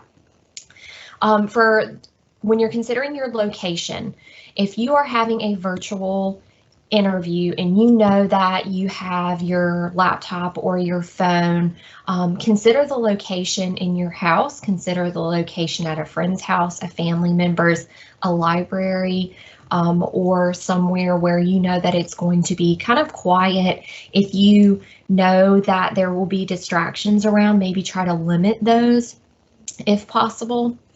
An in-person location, you want to look at if it's somewhere that's maybe out of state, or if it's a different school that you have never been before. Consider going the night before or a couple of days before and doing a dry run. So actually going there, finding the building, making sure that you are finding parking. I think that's a big thing, because you don't want to be ready, good to go, put together. You get there and you're rushing because you went the wrong way because of traffic, or you don't have any idea where to park. So those things can all be eliminated by just kind of doing a dry run at first. For your attire, consider laying out your clothes the night before so they're not wrinkled. And especially if you're traveling, If you're anything like me, I like to be overly prepared because I could get really nervous and things just could tend to happen. I would bring one suit and somehow it would get messed up, or it would get lost on the plane, or something would happen. So I would want to bring extra sets of clothing if I were traveling to do an in-person interview. For your, your attire that you're choosing for a virtual interview, kind of think about what would look best on you in the camera. And we're going to talk a little bit more about attire and things to wear later. When you're thinking about researching, when you have an interview, let's say you have an interview coming up and you have no idea where to start. You're like, okay, where do I start? Like, I know what clothes I'm going to wear. I know the location's at ECU. But what can I do? So with research, you really want to be a pro on that school. So again, like I said, when you're prepping for a class or an exam, be a pro. Ace that interview with knowing the school, researching, and then we'll also go into detail about that in a little bit.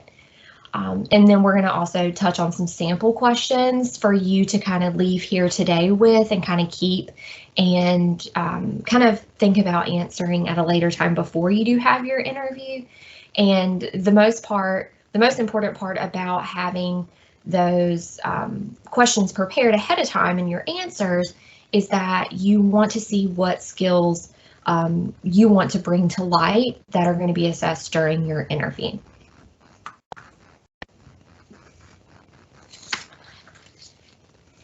Okay, so going a little bit on the attire that we kind of touched on.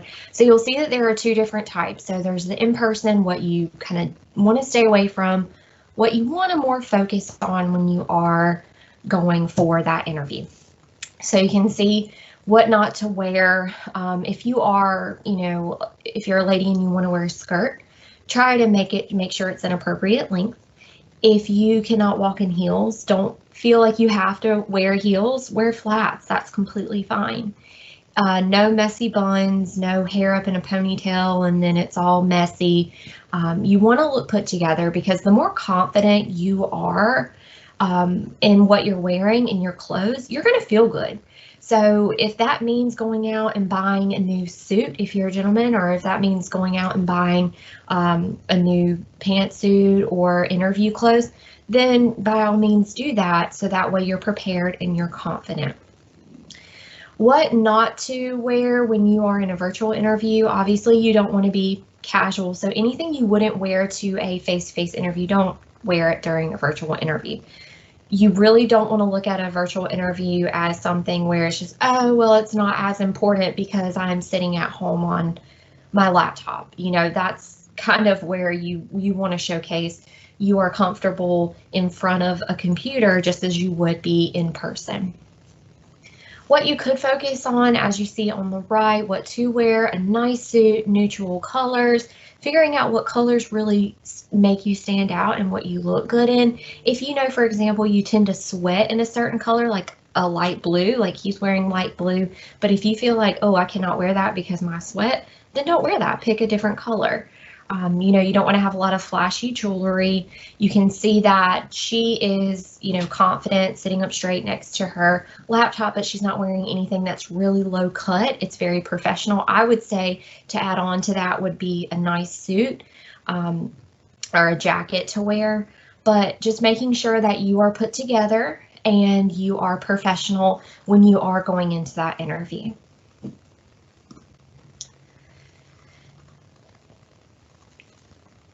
And now we're going to talk a little bit about the research, so how to really prepare for that school. The one thing I will say is that, let's say congratulations, you are doing an interview with ECU School of General Medicine. That is wonderful. That's a wonderful accomplishment. Where do I go from there?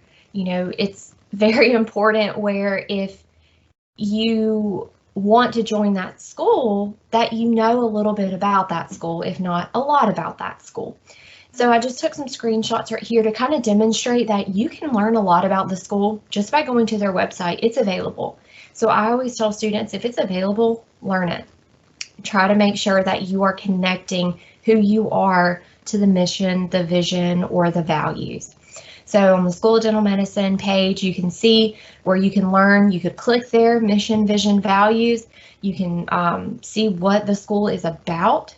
You can look up faculty and staff. I think this is important too, because if you are someone that really wants to get into research and you're really interested in working with faculty members, you could look at the faculty and the staff and say, oh, you know, I really want to work with Dr. So-and-so.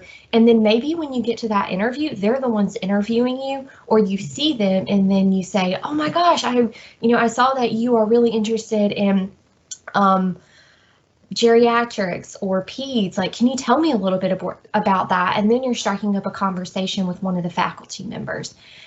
So you're kind of like putting yourself out there, but you're educated and you're prepared as well. Another thing that you can do with your research is finding out what it has to offer for prospective students. So you'll see at the bottom where it kind of will show you different student organizations that are there and counseling services and student development. So as a student, you know, what kind of options and availabilities do I have to make sure that I'm successful where I'm at? You know, because you could go in there and say, you know, you could go into the interview and they say, well, do you have any questions for us? And you say, oh, what kind of student organizations do you have? It's on the website. So instead of asking what student organizations they have, you could ask, okay, I read on the website, or I saw on the website that your student organization so-and-so and so offers this for students. Can you tell me a little bit more about how to get involved in that?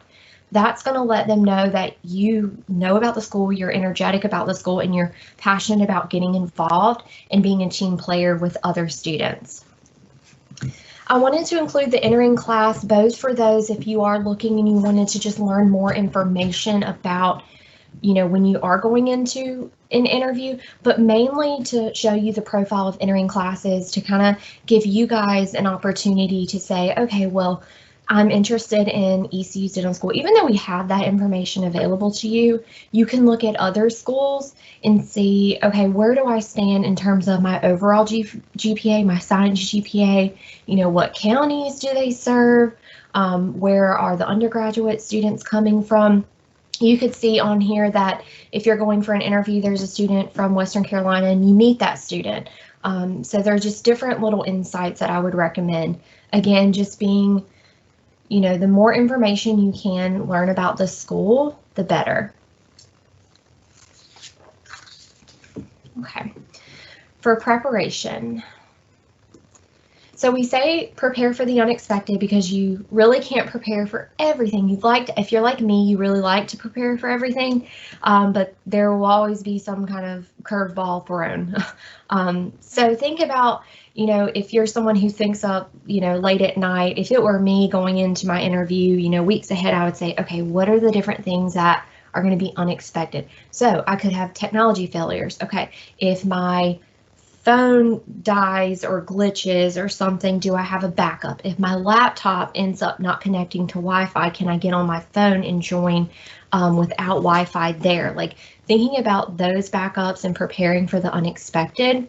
Again, when I mentioned like clothing issues, if you are traveling and something happens and your clothes get ripped, do you have spare clothes? So kind of preparing for what you can do.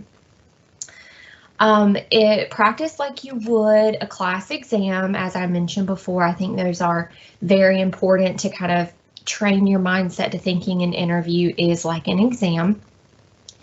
And some of the biggest tips that I can give you is really orally respond to the questions, videoing yourself, and maybe even have someone assist you with your interview prep.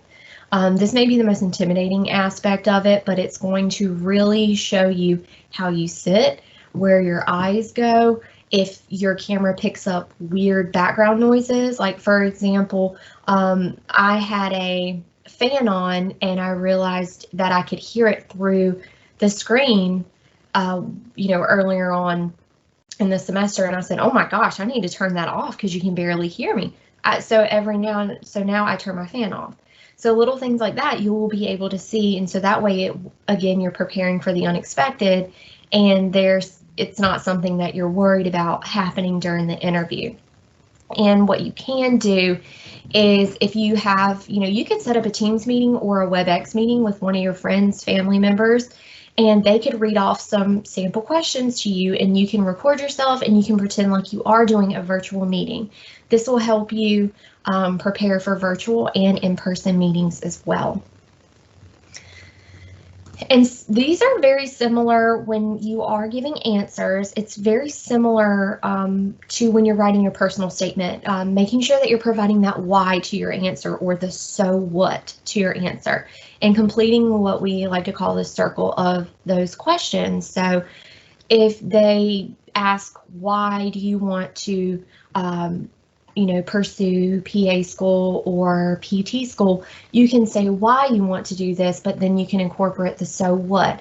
I want to do this because I want to help this population. I did this through my student organization, my student club event that we had. And you're really just explaining. You're not saying like, yeah, I want to be a dentist or I want to be a doctor. You're really going into detail with the so what. If they ask you how you would impact the community, yeah, I would like to impact the community. This is how. Okay, but really how? Like the so what? Why is it important? So if you're, talking about the community and why it's important, going ahead and making sure you're completing that circle and saying at the end, and that's why I would love to become a dentist or a doctor. And so, and then, no, you're fine. I was just going to wrap up that. And so with the sample questions, these are, if you wanted to take a screenshot of it or kind of write these down, they can seem like they're very common questions that you would want to make sure that you are that you know the answer to, especially the first one, why this school, why ECU. That automatically right then, if you don't know, it seems like it can be the easiest question, but it kind of can be very tricky if you do not know the mission, the vision, and the values. So why do you want to attend that school? How that mission aligns with your goals and your values as a human being. And I've included the how has COVID impacted you and how has your schedule changed since COVID. That's going to be a big question, obviously, that you want to really focus on as well. If it's impacted you, if it's impacted your family, someone that you know, someone that you take care of, that's important. How many shadowing hours or volunteer hours you have. Now, they may not ask this specifically, but I wanted to include this in there because you really should be knowing everything that's on your application when you go into that interview room. If they ask, oh, how many shadowing hours did you do? And you're like, oh my gosh, I completely forgot. I put it on my application, but I forgot. That's, again, preparing for the unexpected. It's kind of a question that you do want to have the answer to. But when you are answering that question, if they say, how many shadowing hours do you have? And you say, I have 1,000 shadowing hours. I did it at these different locations. You want to have the why it's important, the so what, why those shadowing hours mattered to you and what you learned in that. What do you do to relieve stress? This is a question that I have heard in the past was working on the PA interviews, how you really relieve stress. And so this one you don't think so, that this can kind of catch students off guard because they're thinking about the more, typical questions, strengths, weaknesses, who you are, tell me about yourself, why do you want to go here? But then they're like, oh, how do I relieve stress? It may seem like an easy question, but a lot of them get tripped up on it. And so you want to think about what different things you can do to relieve stress because they want to know that you're prepared for the rigor of that program. What project would you like to start? This is another good one. It does not have to necessarily relate to your program, but if you are really interested in, let's say that you are an animal lover and you want to, go to PA school, those things, while they are, not really relevant, you could say what project I would like to start would be incorporating more, service learning animals within medicine, and due to the research that I have heard on these, this is why. So it's really just saying kind of incorporating your interest and also that program as well. And then how do your morals fit in with being a so-and-so? So this can be more of an ethical question as far as like who you are.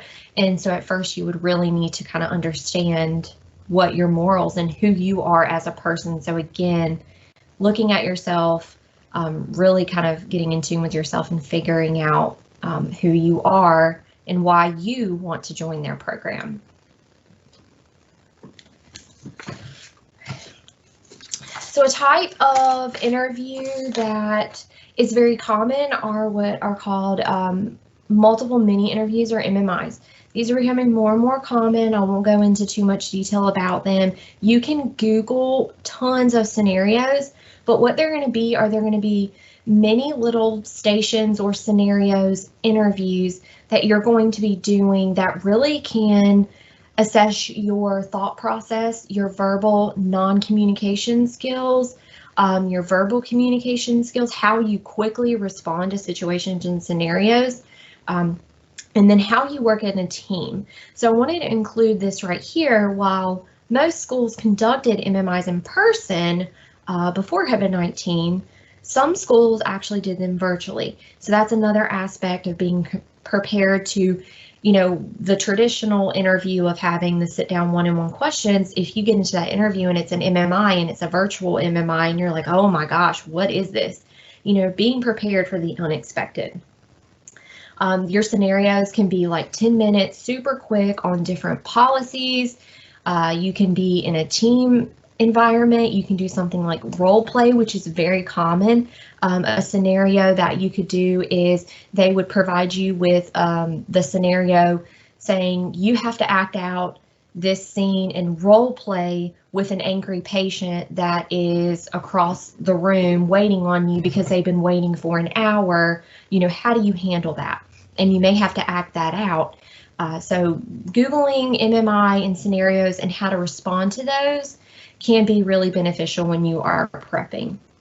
And they're out there. There are a lot of, you know, MMI and scenarios that you can look into.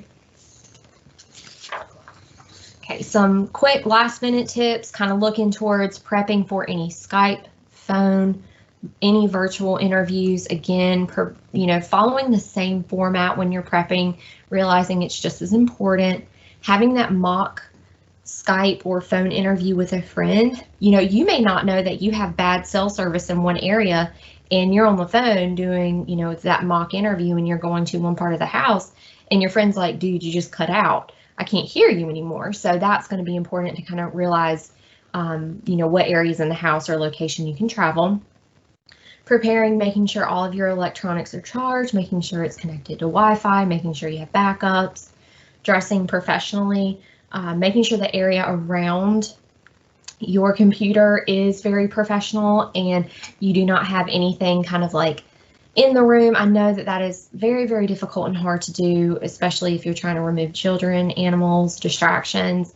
I actually, if that is the case and you know that maybe there would be a distraction, or maybe you have your computer in your bedroom, consider doing what I have, which is like a virtual background.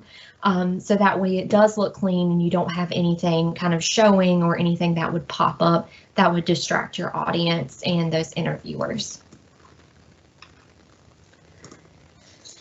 Okay, these are just some frequently asked questions. I'm just going to read through these very quickly to kind of give you an understanding, just in case you do have any additional questions about the interviews. So these are actually from an article that Kaplan put out, and I thought these were really good for you all to hear. So frequently asked questions, are there topics that should not be brought up in an interview? So the answer is going to be your ultimate goal is to show why that you're a good addition for their program. You want to demonstrate how great you are, obviously without lying or sounding very like arrogant, but why you are a good addition to that program with your personality traits. So you definitely want to avoid topics that you normally wouldn't talk about on a date. So maybe avoid political things, maybe ethical things, unless they are brought up, but you don't want to bring them up. Remember to portray yourself in a very positive way. And one thing I will say is don't talk down about yourself or don't talk, bad about yourself. you know, you made it to the interview. Like, this is a big accomplishment. That doesn't mean that you should be arrogant, but it should mean that you're humble and you're very appreciative of being there, but also respectful of yourself and the milestones that you've accomplished. Okay, the next one, what are the top mistakes that students can make during an interview? So the biggest one is giving answers that they think the interview wants to hear versus who they really are. So don't, you know, a lot of interviewees that are interviewing can kind of see past that, and we know that you're giving answers just to give them, but we want to know who you are as a person and kind of why you would be a good fit for our program. You know, don't give us a generic answer, something that we want to hear. Not answering the question being asked, so that's one thing. Not clearly demonstrating why they would be successful in the field or why they want to do that chosen field versus any other. So, for example, why do you want to go to PA school versus med school? If you don't know that, then you probably need to figure that out, because that's going to be you clearly demonstrating why you want to be a PA. And then underestimating the difficulty of the program, giving the impression that you don't understand the rigor. So if you go in there and you're like, oh, this is easy, you know, I can handle this, no problem, they're going to be like, okay, well, this person clearly has not, you know, looked at the curriculum or known that it's going to be very challenging. It's not to say that you can't do it, but you don't want to underestimate a program and the rigor that will be involved for sure. What do you do if you're asked a question you know nothing about? This is another very important one. Don't try to be an expert on something that you're not. If you don't know the answer, just say, I really don't know much about that topic. I'm very excited to learn more. Can you tell me why it's important? Or if you know why it's important, can you tell me a little bit about the connection as to why it's important and why I should know that? That's wonderful. That's an answer that I would give. And you can try to spin a question and relate it to a similar direction. So the example, you know, what 3 policy issues in medicine today are most important for our future? You may say, oh my gosh, I have no idea what policy related answers are, but don't say that you don't know.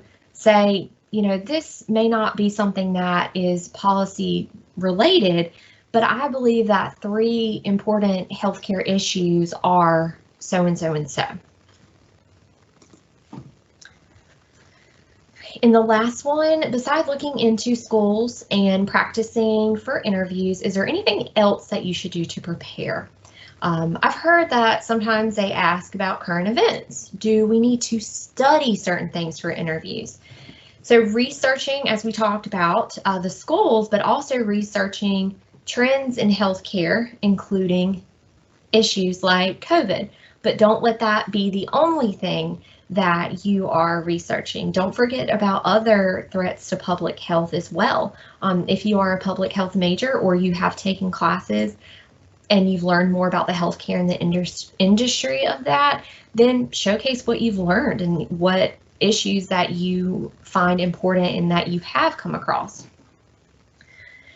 And making sure that you understand what the life of a student looks like. The schools want to know that you're prepared and you're realistic, and then know your application inside out, including your essays and work experiences. What you provide in your application could be discussed. Now, this can be an open or closed interview, where if it's open, they know everything about you. If it's a closed interview, they won't know anything about you. Either way, you should be an expert on your application and materials in your application.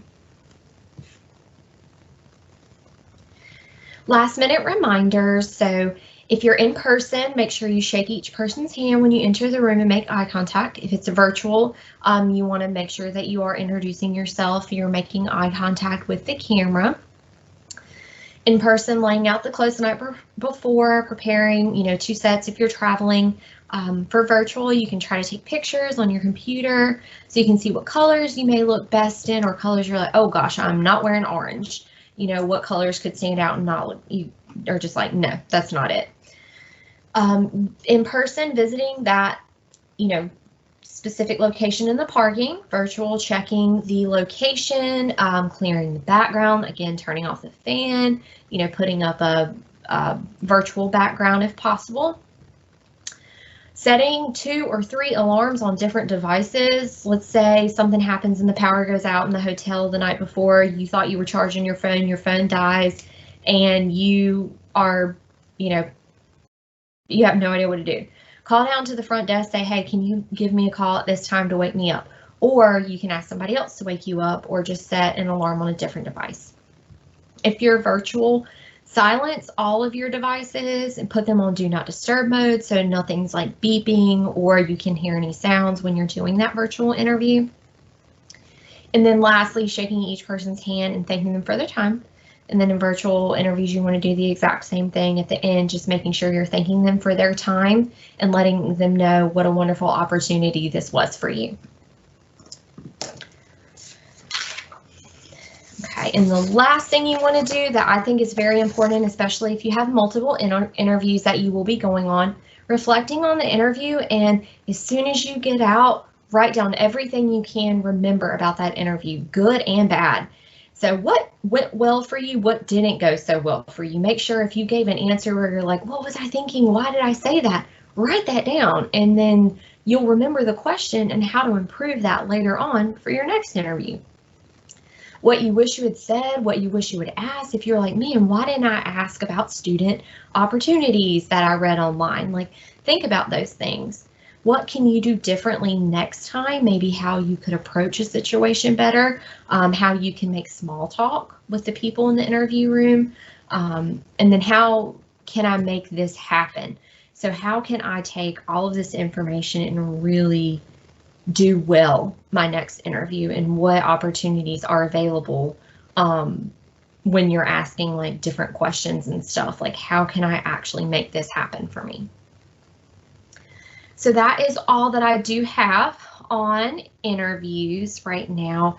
If in the future you do have any additional questions about interviewing, I really enjoy working with students and helping them with interviews. So if you ever have questions or concerns about an interview or need additional help, please do not hesitate to reach out to me. Thank you.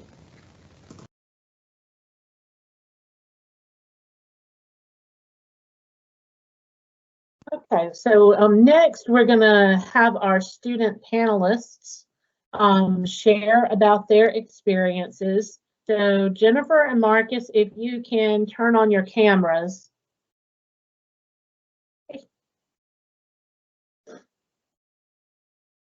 Here we go. Hey. Hey. How's it going, y'all? Good. So if you will both just introduce yourself, and Jennifer, you can go first. Tell us, you know, your name, what your undergraduate major was, like what you're doing now, and then we'll get to the questions. All right. Jennifer, you're muted.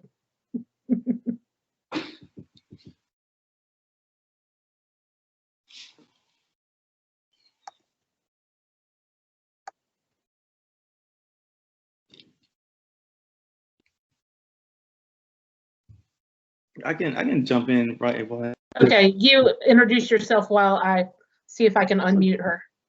Man, how you guys doing? My name is Marcus Mosley. I'm from Garner, North Carolina, and I went to East Carolina for undergrad. I majored in biology, and I had like a little double major thing going on, entrepreneurship. But now I'm currently getting my master's in biomedical science at Barry University down here in Miami Shores. I'm out here. It's kind of a rainy day right now, but it's still like 82 degrees. So I'm enjoying it right now like crazy. I start and then dental school in the fall, so I'm super excited.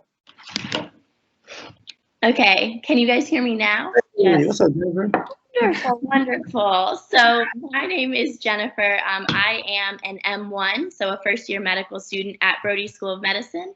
My undergrad major was public health, and I graduated this spring. So I went straight from undergrad at ECU to now med school at Brody. Well, thanks so much for joining us and helping us today. So first of all, how did you prepare for your MCAT or your DAT? and maybe share like how long you studied and what resources you used.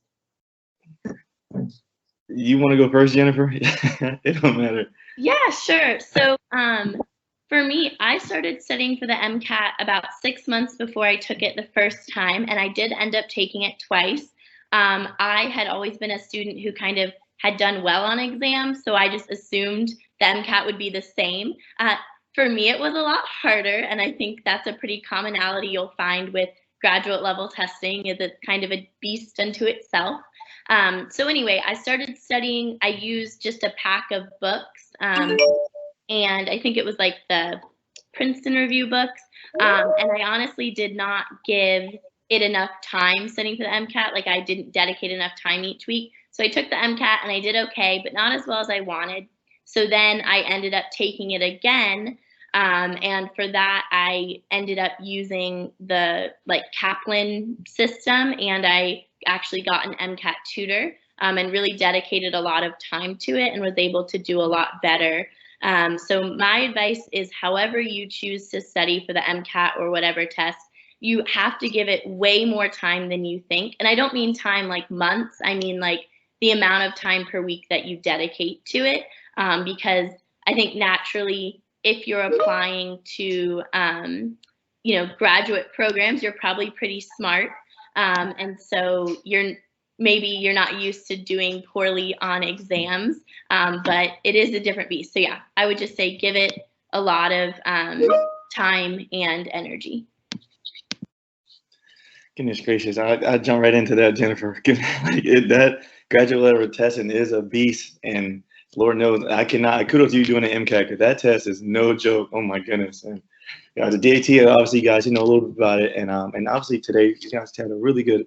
I kind of jumped in like maybe 30 minutes prior to getting on here, but she gave a lot of good insight on the test and stuff like that. And I don't want to go into that right now, but the test is about 4.5 hours.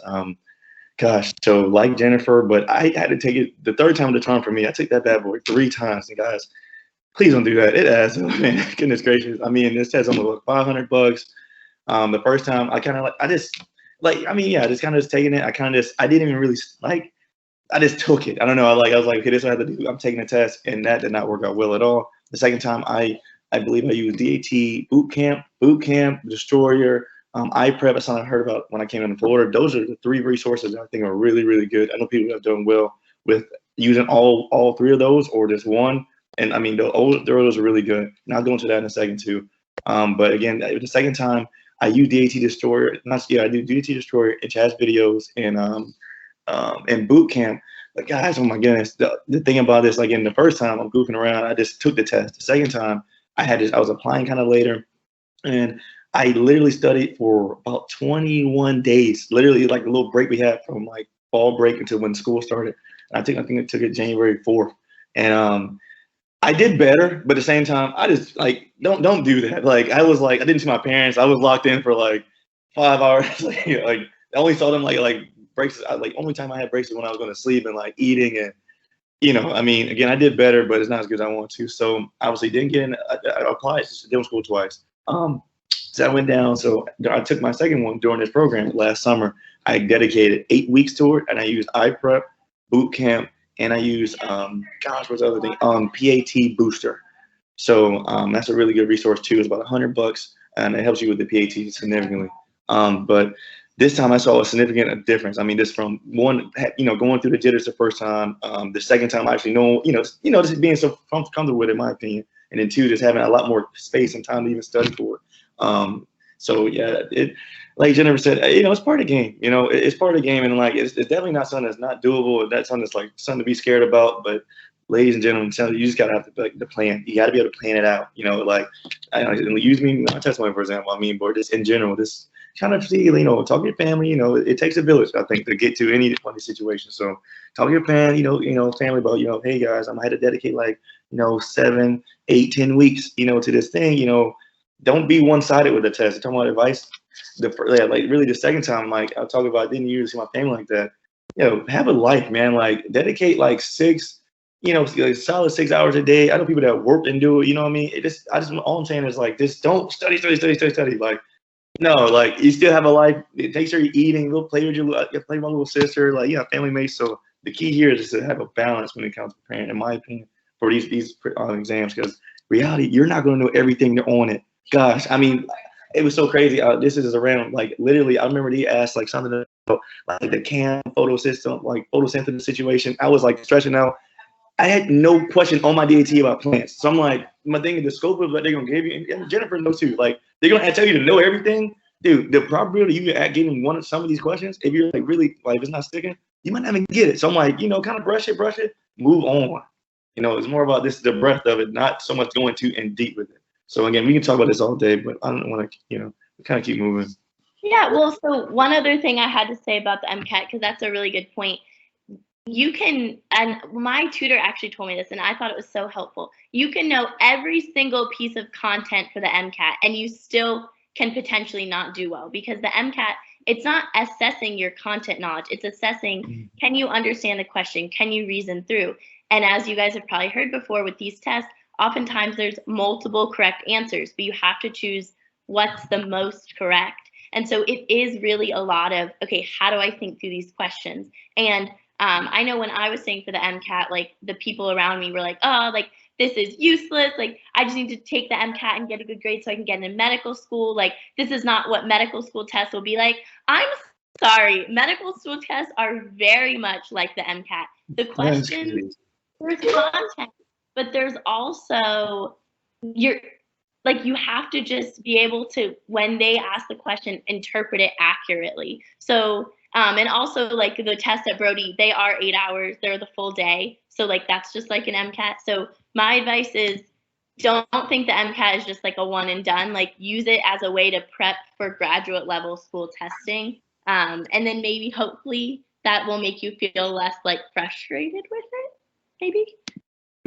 And I know this is a really good topic, my fault now thinking about it, but I just want to do this too, like, and you said something, Jennifer, that I just kind of want to echo to you guys. Seriously, like, this test it's like, I want to almost say it's like almost 70% strategy, guys. Like how you prepare for it, and like she said, to be able to look at questions, there's going to be answer choices that are going to be completely wrong. So that POE, process elimination, and then to be able to kind of practice moving through, dynamic, each test is different for MCAT and DAT, but I just kind of want to emphasize that too. Like test taking strategies are very important when it comes to that, because it comes with time management. And then like we were talking about earlier, to be able to eliminate questions and kind of like, get through the flow. What are they asking me? What do I have here? Like that, kind of just look at it that way. So I just want to kind of throw that in. You both have questions in the chat. Marcus, one was Zach asked, what was your goal score for the DAT? I remember, Zach. What's up, man? Yes. Oh gosh, like as high as possible. I want to do as good as I know what. Gosh. But I would put it this way. I personally knew a lot of friends. If you ever scoring AA around 19, even myself for this year, I got a 19 AA. You will get in dental school. So, and I see, I'm not gonna be like that now, because I mean there are certain schools that take a more holistic approach, and if you're doing a lot of other things, it may can fluctuate. But as far as just the DAT score go, I personally knew that I could get into dental school, given some of my peers that were ahead of me with the score of a 19. Especially like, my dream school was ECU. So like I was really trying to big on that. So obviously the answer you want to do as best you can, and particularly in those sciences. And again, we're talking about that iPrep does a really good job at that. Jennifer, Shay also asked what your goal score was, and she asked if you minded sharing what your score was. Yeah, so actually, and this is wild, I don't remember what my scores were. So I'm actually looking it up right now because I want to be able to answer it honestly. So give me like half a second. I have it up. Now I'll drop my our contact information too in this chat. So you guys, reach out to us, text, email, whatever. Let me see. Oh.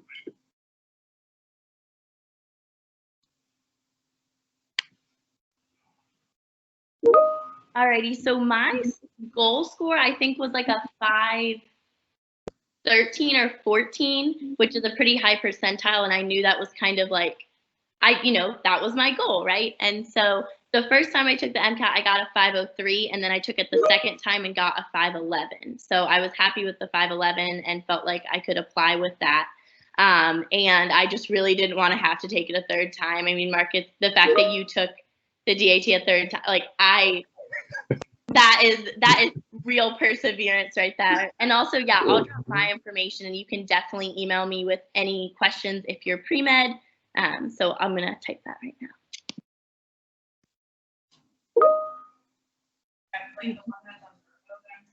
Melissa, I'm going to let you answer this. So Mariella asked if there was a wrong way to shake a hand.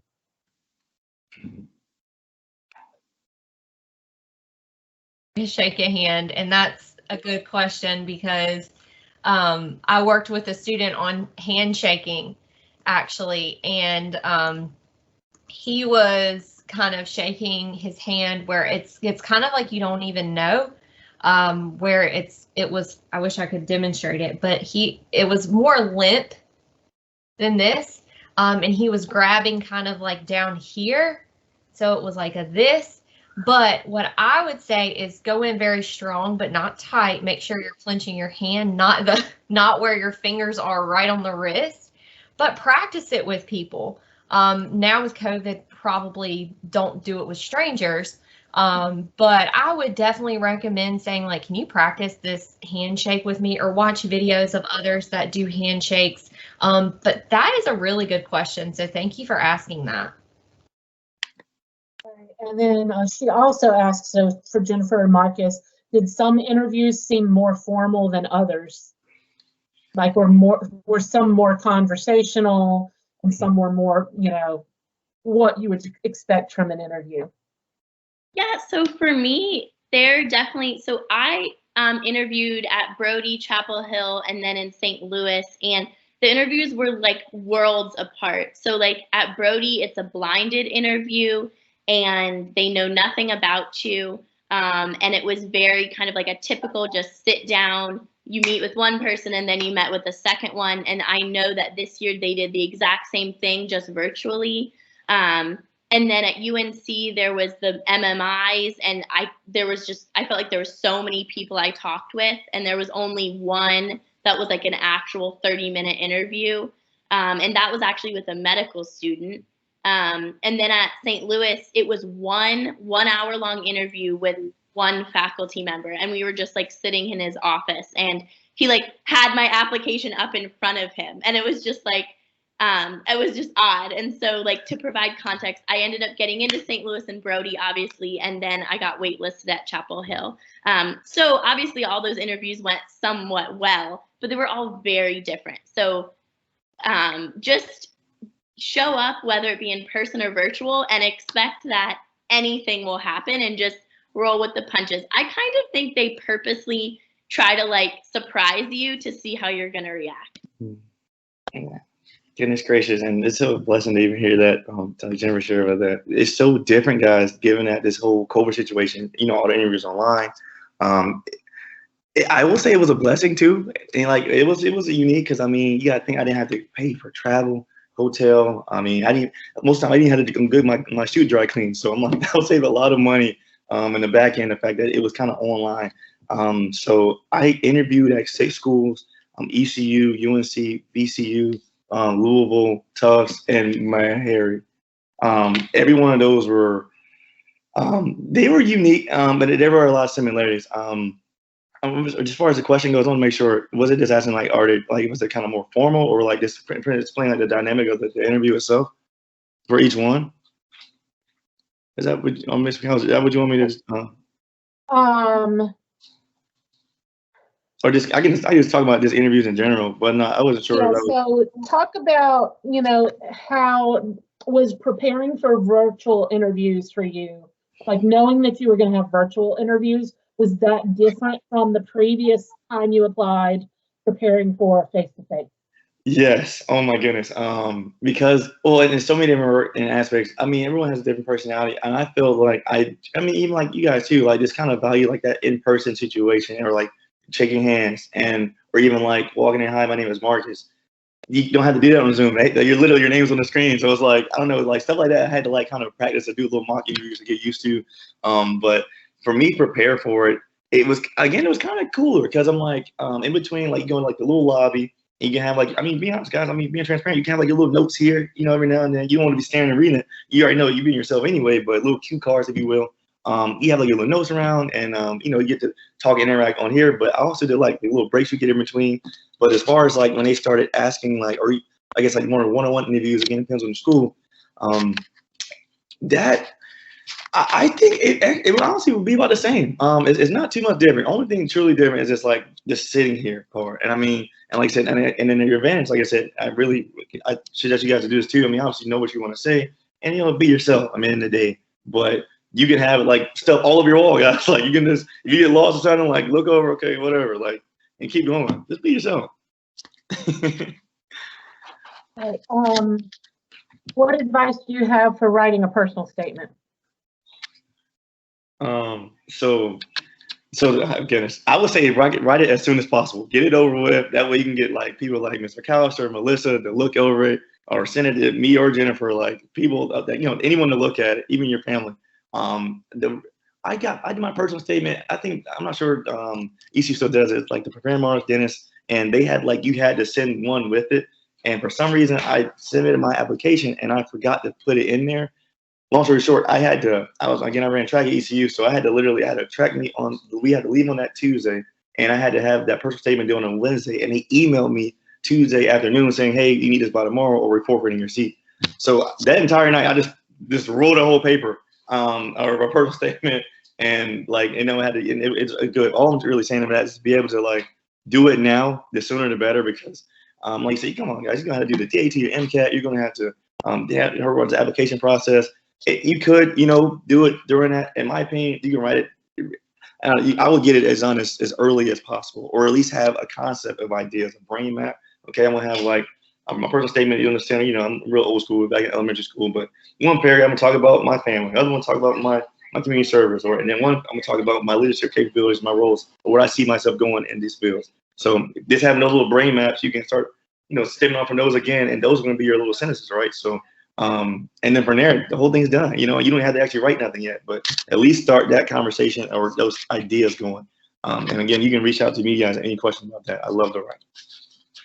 Yeah, so I totally agree. Like, I would basically this weekend, like literally as soon as you can, sit down and start thinking about it and write stuff, put pen to paper or your fingers to keyboard, because for me, I was like, oh yeah, it's fine. I can write my personal statement. And then I sat at the computer and I was like, what do I write?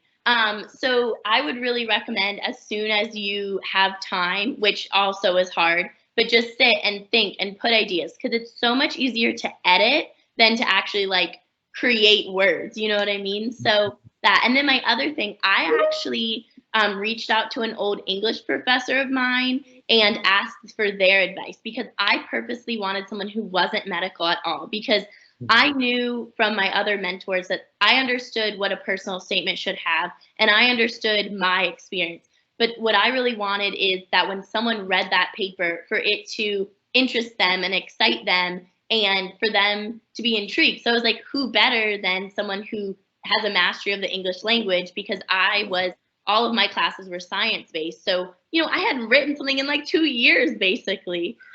So that's also another option. If you feel close or comfortable reaching out to someone who has an English or a writing background, that is, they probably have actually better insight than someone who's just purely science.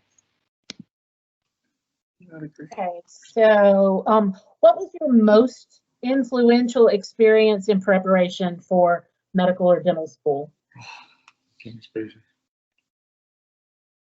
Man, I mean, goodness, for me personally, guys, I mean, it's a lot of barriers to do it. I mean, it's not, again, I'm saying that it's just a blessing to be able to have like what you guys are doing right now this early is going to set you apart. So my thing is this, I mean, you asked me this question even last year or the year before last, I probably wouldn't say the same thing, but the most inspirational thing, or almost impactful part, just for me, just to watch my personal growth over this time, and to be, guys, I mean, we're going to fail at certain situations, and we might not, you know, be the best at everything, but one thing I do know for a fact, if you are able to continue to get up, you're going to make it. Martin Luther King has one of my really good quotes, but he's just like, how's it go? He's like, you don't have to see the whole staircase in faith. You just have to take the first step. You don't have to see how I'm gonna do it. I don't know how I'm gonna get in 20. I don't know.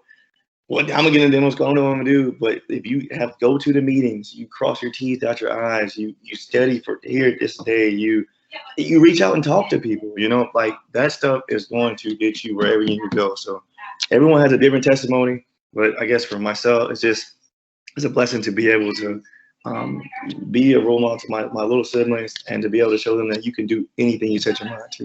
No matter how many times you get shut down, I knew in my mind I was going to make it happen. So the power of your mind is going to set you apart from everybody, and even set from self-doubt at times. So the power of that mind is huge, guys. Okay.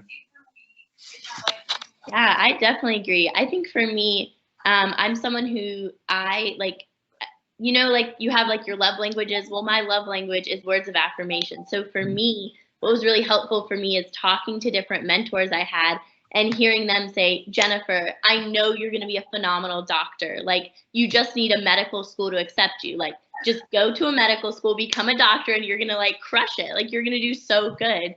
And that was something where, you know, they are in the position I want to be. They've done it. They've gotten into medical school. They succeeded in medical school. They got jobs. And the fact that they saw that I could do that was really inspirational to me. And it was really helpful. And I kind of feel bad saying this because I know shadowing is really hard right now. Shadowing for me really was what confirmed I knew I wanted to go into medicine. But other than that, I also did volunteering and research, and through that made connections, and that was also really helpful. And I think one of the, not good things, but one of the kind of hidden opportunities that COVID presents is there's a lot for you guys to write about in your personal statements and talk about in your interviews. Obviously, don't just focus on COVID is hard, because unfortunately it's hard for most people, but you can say, okay, well, you know, as everyone, COVID shut down shadowing opportunities. So this is what I did to overcome it. Or it made it so that I couldn't be involved in my research in person. So this is what I did. And it can show that you are able to persevere, because any sort of graduate school will tell you they don't want to accept you, and then the next year you fail out, or you you know, decide you don't want to do it anymore, because that's a waste of time for them, honestly. And I know it sounds really rude, but that's just a loss of their return on investment. So they're really looking that you have what it takes to not only make it through those 4 years, but also to be a phenomenal doctor or dentist, right? Or PA or whatever it is, and look good for that school. There is nothing more that schools like more than to call on their awesome alumni, as seen here. And, you know, thank you, I feel very honored. But, you know, when, you know, you are a healthcare professional and ECU or Brody or wherever calls you and says, hey, we're doing this thing, do you want to come talk? Like, I don't know if that makes sense. Mm-hmm. So just show that you can handle it. It's gonna be hard. Everyone who's applying to grad school knows it's gonna be difficult, or professional schools. So my advice is, whatever has led you to this path and whatever things you've overcome, allow that to be a big part of your story, because they want to know that. And oftentimes it'll feel very personal, and maybe weird writing about it or talking about it, but it is personal because this is your career. But more than just your career, for most healthcare careers, it's also a big part of your life, you know? So hope that makes sense. So state what your majors were again, and if you feel they helped you on your path to medical school or dental school. And if you could go back and pick something different, would you? Gosh, I was just replying to that, and I sent it to you, Mariella. I go back, Ms. McAllister, I always wonder, like, I enjoyed doing bio, but I wonder if I would have do public health, would I even have to do my master's program? I always go around my parents about that. I love the concept of the public health curriculum at East Carolina. I'm not knocking the bio, it was really cool, but it's some pretty cool classes, man. I mean, public health, I mean, the group projects, and obviously, you know, it's more, to me, I like interacting with people to that way, so everyone's different. But if I could go back, I would do public health, to be honest, because it definitely had me a higher overall GPA. I still had to bang out the sciences now, but in my opinion, I would have went there, personally. But I'm grateful. But as far as my bio degree, it has helped me significantly in my master's program. You had a business minor too, right? Yes, ma'am, and entrepreneurship. Oh yeah, well that yeah, I don't even know how I got led to that actually. It was opening up new and gosh, Corey not Dr. Polito, Corey Polito was like one of the spirit leads for that. They're one of the faculty over at East Carolina, and I was like, it sounds really interesting. On top of that, we had like a pirate. You guys heard about the Pirate Challenge, Pirate Entrepreneur Challenge. Oh my goodness, it started opening my eyes to different things, especially for you guys too, right? We may even be potential business owners or just be in a situation where we need to learn more about financial literacy, economics, which are just the way of the world. So I just kind of want to touch a little bit into that, especially just the fact I only knew anything about biology. So I really enjoyed economics or the basic side of my education at ECU. Jennifer?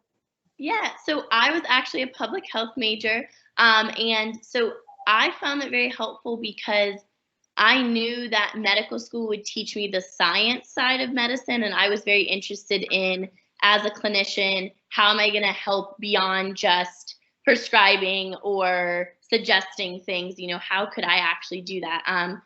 But I did feel there is a little bit of a reputation that public health is easier because it is not as many hard sciences. My electives, instead of being marine biology, which would be really cool, by the way, I assume, you know, was more like global health studies and things where I was, or, you know, healthcare minority and things like that, and like health disparities, which was like fascinating topics. So it helped that I was really interested in it. So I personally felt like my GPA had to be as close to perfect as possible, which I think put a little more stress on me than I should have. But I don't regret it. I really enjoyed it. I ended up doing research in public health. I actually did research at Brody with physiology, with like basic science. I did research at Duke with cancer, and then I also did public health research. Clearly, I like research, so I felt I was able to kind of fit the science in through research and through also the prereqs, right? Because you always have to take the same prereqs. I also was a tutor in chemistry, so I felt pretty strong in chemistry. And okay, so long story short, you know, I get to med school, I'm all cheery and bubbly, and I didn't do well on one part of my first exam, and I was crushed, of course. And I talked to someone about it, and they're like, "Oh, well, it's because you're a public health major." And I was like, "Excuse?" Oh God, that's crazy. I ended up doing very well in the class, and I'm now doing very well in block 2, which is wonderful, and I don't take that for granted. But I kind of wanted to email the person and be like, "Ha, check my grades now." But I didn't, because, you know, I'm sure that's just a thought they had in their brain. But what I'm trying to say is, don't worry if you don't choose a science major. And as I'm sure you've been told before, you can choose majors that aren't health or science at all. If that is what you're into, that honestly would help set you apart. And like, one of the things for me, when I applied to Brody, I quickly realized that there's a lot of people applying right out of undergrad. There's a lot of people who went to ECU for undergrad in public health. So I felt like I wasn't differentiated enough. So if you truly are interested in something and it's feasible to make it your major and get your prereqs done, I would recommend it, because that's something super interesting you can talk about, you know, showing you have interests outside of medicine, which is a good thing. And also, Ms. McAllister, I actually want to jump into something. I left off with the interviews, and I kind of heard the end of it with Melissa talking, guys. I just kind of really want to just drive this home. If you guys interview East Carolina, every person that interviews is gonna ask you why ECU, why dentistry. So someone just bring it up. I don't know why this came back in my mind, but I mean, from the student one in the morning, I mean, everyone's skills. Nothing's gonna be intense. Like you said, it's like we're doing. It's literally gonna be like this. You know, if it's like that, and especially for ECU, but every one of them is going to ask you why dentistry, why ECU, and then she also had one there about how do you, essentially they can word it different ways about how do you handle stress, or even like or Chapel Hill, they did theirs. Oh, strength and weaknesses too. I'm all over the place now. Now I'm thinking about it. They'll do like, they can dress the strength and weaknesses one in so many different ways. They'll be like, I think one was like, I'm sorry, I know I just had it random. I just want to make sure I told you guys that. Before I get into the story, I just want to make sure. So make sure you know, tell me about yourself. You know, like your little elevator pitch, whatever. Like you said, your why medical school, you know, why dentistry, and then like essentially, like and then your strength and weaknesses. Yeah. So the strength and weakness ones.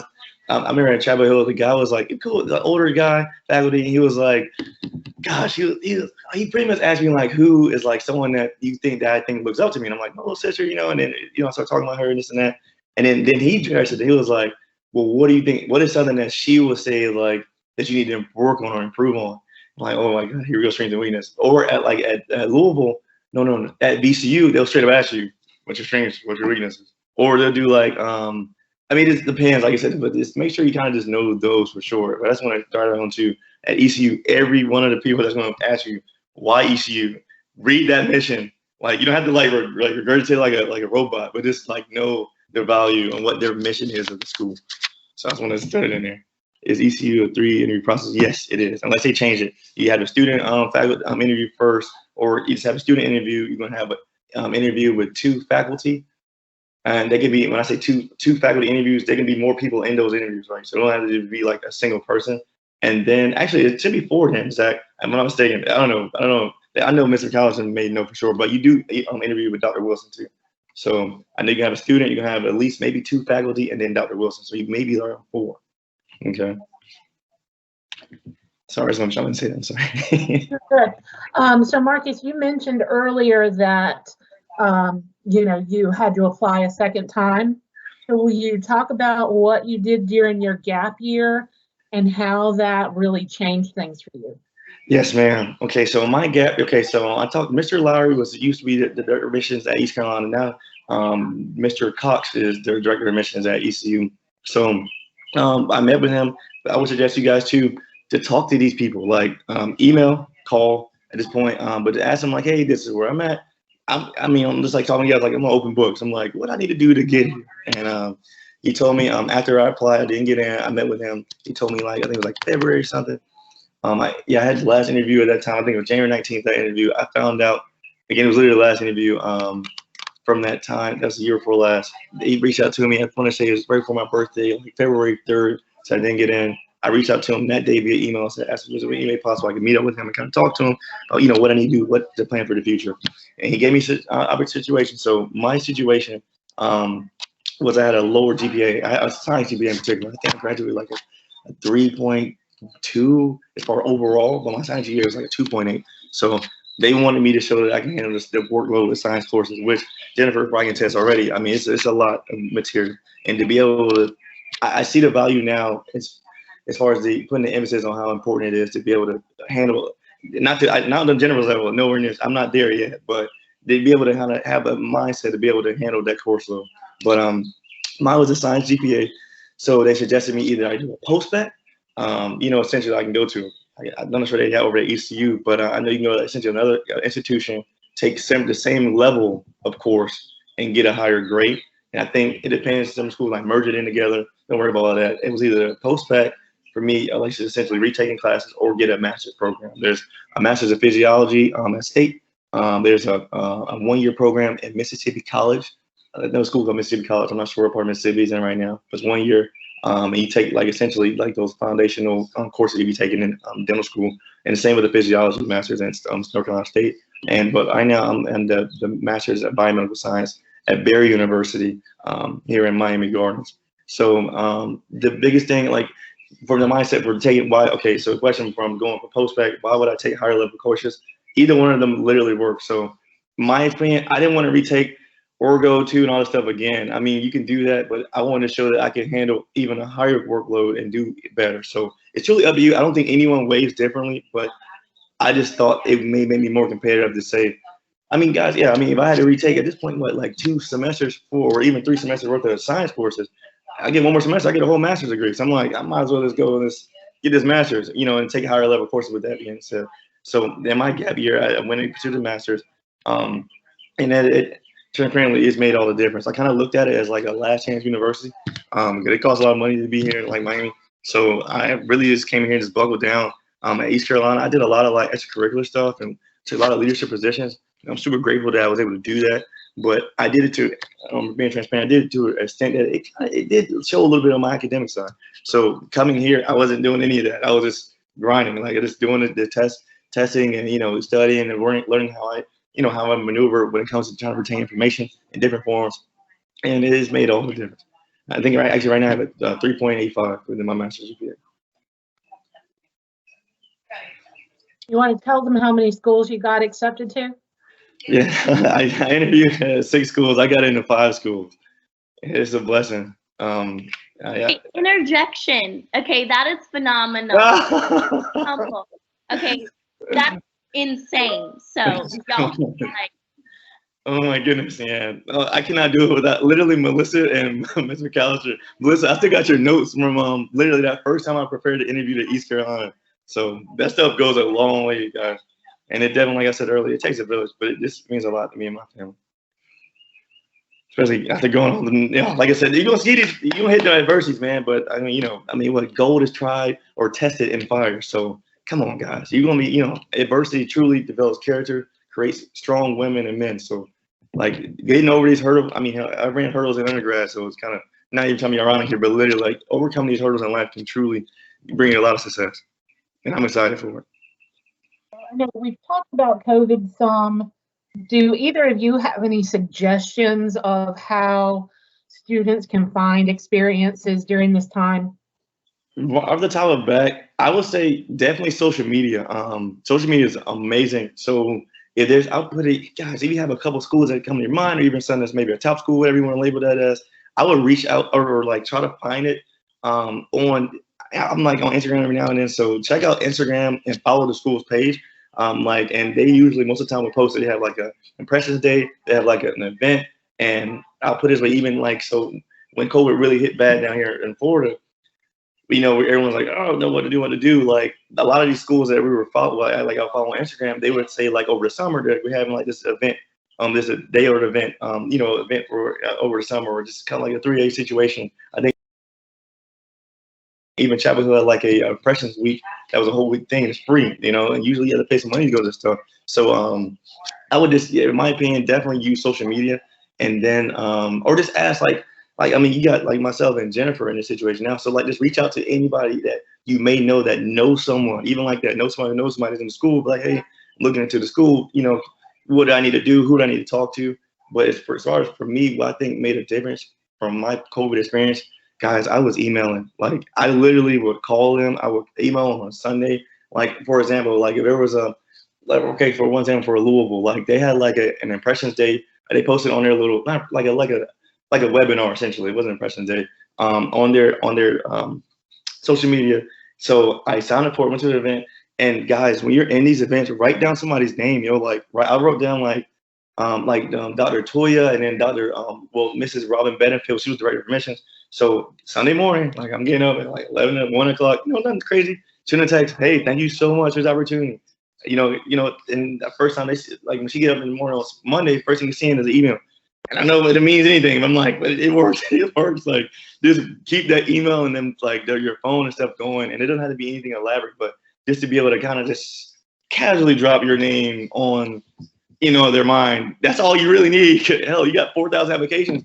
Like you need everything you can do, especially during COVID. So I don't know. That's all I got for that. I'm sorry.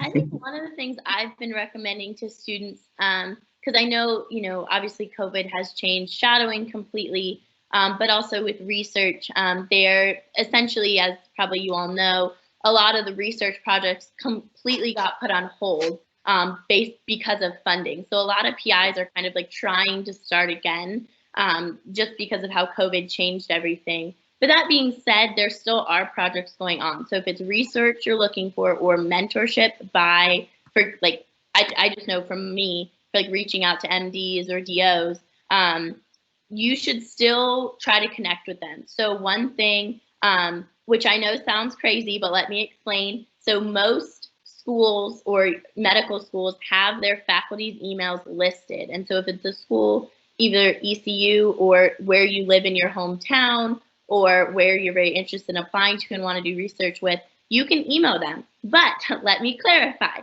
In the email, you need to be incredibly professional. I would recommend you attach your CV as well as essentially a very short personal statement. Hi, my name is Jennifer McMains. I'm incredibly interested in working at your research lab, or I'm incredibly interested in talking to you because I want to be a primary care physician and this is how I found your information. Please see my CV attached. I'm a very dedicated student. This is my path to medicine. Would you mind a 15-minute phone call? And you're going to have to send a lot of those emails to get one response. But if you get one response, that could be helpful. Yeah, I'm glad you're recording this because you are preaching right now. I hope you guys are hearing this. Gosh, that is some heat. Because every time you email, they're going to ask you, do you have a resume? Do you have it? If she's giving it all in one, and she's going to do a meeting with you. Yeah. That's off the chain. I hope y'all hearing this. This is good. I'm sorry. Then they'll respond. It's not like you just sent them an email and they're like, I don't know what to say back. Like, I'm busy. They'll say, yeah, sure. I have a 15-minute slot next week. So if you email them, essentially come prepared with everything, because a lot of you are, younger, more. I'm 22, right? So we're younger. And so if you're emailing someone who's a lot older, you want to be very respectful. No matter what the age difference is, you want to be respectful of their time and their energy. So don't, expect them to do the work. If you're looking for mentor or research or shadowing or something like that, you need to put in the work. And personally, for me, emailing actually has worked before. So that's always something you can do. And even though you can't shadow now, you can still build those relationships, and a lot of physicians, they want you to come learn from them. They want to mentor. Like Marcus and I, we want to be here today. Like, it's really fun for us to give back in this way. So hopefully you'll find people who are willing to respond and work with you. I just had a quick question. So I'm a junior and I'm applying to med school this upcoming cycle. And so let's see, my sophomore year, right before COVID hit and everything was completely shut down, I actually was accepted for a research position at Brody in the Department of Anatomy and Cell Biology. So over the summer, I was working with them, just setting up their lab because they had moved from like Colorado or something. And so I worked with them for about 2 months. And then right in August, they were informed that undergraduate students were not allowed to do research on the medical campus. So I'm wondering if I should still put that I interviewed and was accepted for the research on my application, or how should I go about saying that I wanted to know that I had the interest and that I pursued it, but it wasn't my fault that it was canceled or something like that. Yeah, so you 100% should put that. Just like side note, even if you apply to programs and get accepted and choose not to go, if it's like a research program, put that on your application or on your resume. So what I would put it is I would, under your like research tab or your CV or whatever, you can say, the months you did it and explain what lab you were in. And then you can put a little asterisk and say, due to COVID, undergraduate participation in research was stopped, but when it resumes, I hope to rejoin, or something like that. So schools who see that, they should be very understanding. I would just simply put a very concise sentence explaining why. And then that's something that when you do get an interview, you can explain further if you feel the need and say, I was so interested in this research. Unfortunately, COVID did this, but I did this instead, or something like that. Okay, thank you so much. And as we mentioned earlier, when Ms. Locklear was talking about the application itself, schools had a COVID question this past cycle, and I'm sure that they're still going to have it this coming cycle. And the question asks, how did COVID impact you personally and or academically? So you would definitely have a chance to address that there as well. So do you all have any final words of advice? Is there anything we didn't touch on that we should have? And then students, if you've got any final questions, put them in the chat. So anything. I'm sorry. So my one last piece of advice is, and it's less of like a actionable item. So I personally found when I was applying to medical school, or even just thinking about it, it's very overwhelming. And this is for any professional school. It's very overwhelming, and it can feel like everyone else who's applying is way smarter, and you just feel like, I always felt like I was behind the curve and I didn't know what someone else knew. And it was just always very overwhelming to me. And like, I know this sounds weird, but like, that's the point. Like, there's this culture, unfortunately, in my opinion, in applying to graduate school where it's so confusing. And so that's why we're so thankful to have, the Pre-Professional Advising Center. But beyond that, it's going to feel overwhelming. And that's the point, because when you get to your graduate school, I feel overwhelmed almost every day in medical school. And I know when I'm a doctor, I'm going to feel overwhelmed. And you should, because you're dealing with these super important things every day. So if you feel overwhelmed, you're probably doing something right. But that being said, make sure, like Marcus said, you're seeing your support system, whether that be your family or your friends. Take care of your mental health, because this is overwhelming and this is stressful. And with COVID, I feel like that has compounded. So you need to make sure you're healthy up here so that you can become a doctor, a dentist, a PA, or whatever. So it's okay to feel overwhelmed. I think you should feel overwhelmed, but also you should seek out ways to kind of address that so that you don't feel like you're just in a little box or anything like that.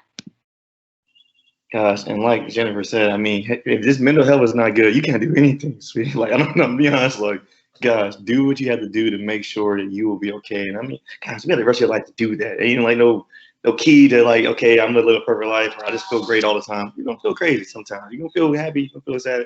You know, you go through it. That's just life. You can take it like win, but to be able to try to find your inner peace or what that looks like for you, or just find, or put yourself in a situation where there's people to make you laugh, make you helpful. Yeah, like I said, maybe family, just good friends, whatever, reading a book, watching TV. I don't know. You know, I'm just talking here, but like really, really, really take the time for yourself.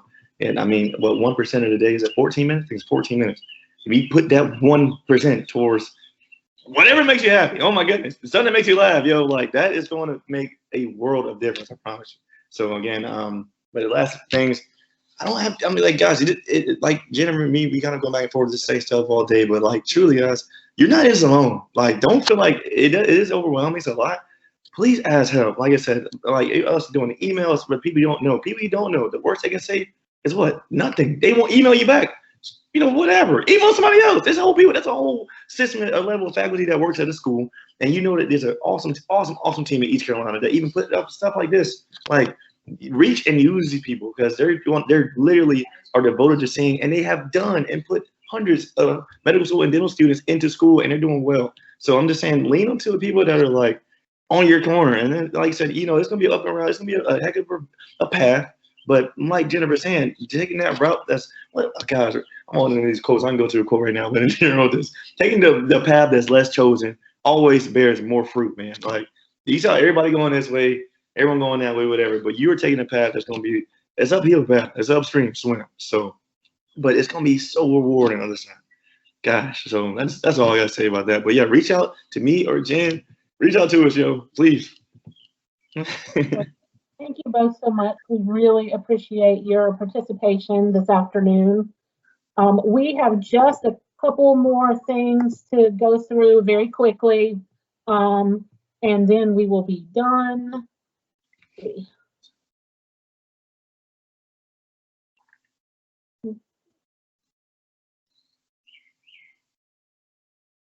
All right, so the final piece of this is just we wanted to share some information about the decision timeline. So timelines for decisions will vary school by school. Some schools operate on rolling admission. So both Brody and our dental school operate on rolling admission to an extent. So for medical school, the earliest any offers of admission can go out is October 15th. And for dental school, the earliest any offers of admission can go out is December 1st. So both of our programs operate on rolling admission, but you definitely won't get a decision before those dates, and those are set by the national kind of governing bodies. Other schools will have designated dates that says, okay, if you apply by October 1st, you will hear by December 1st or something along those lines. Some schools might have, some schools will wait until like March and notify everybody at one time. So, you know, as you're doing research on schools, look into what the admission process is. If it's rolling admission, you definitely want to get your application in as soon as possible, because that means that your application will have the most chances to be reviewed.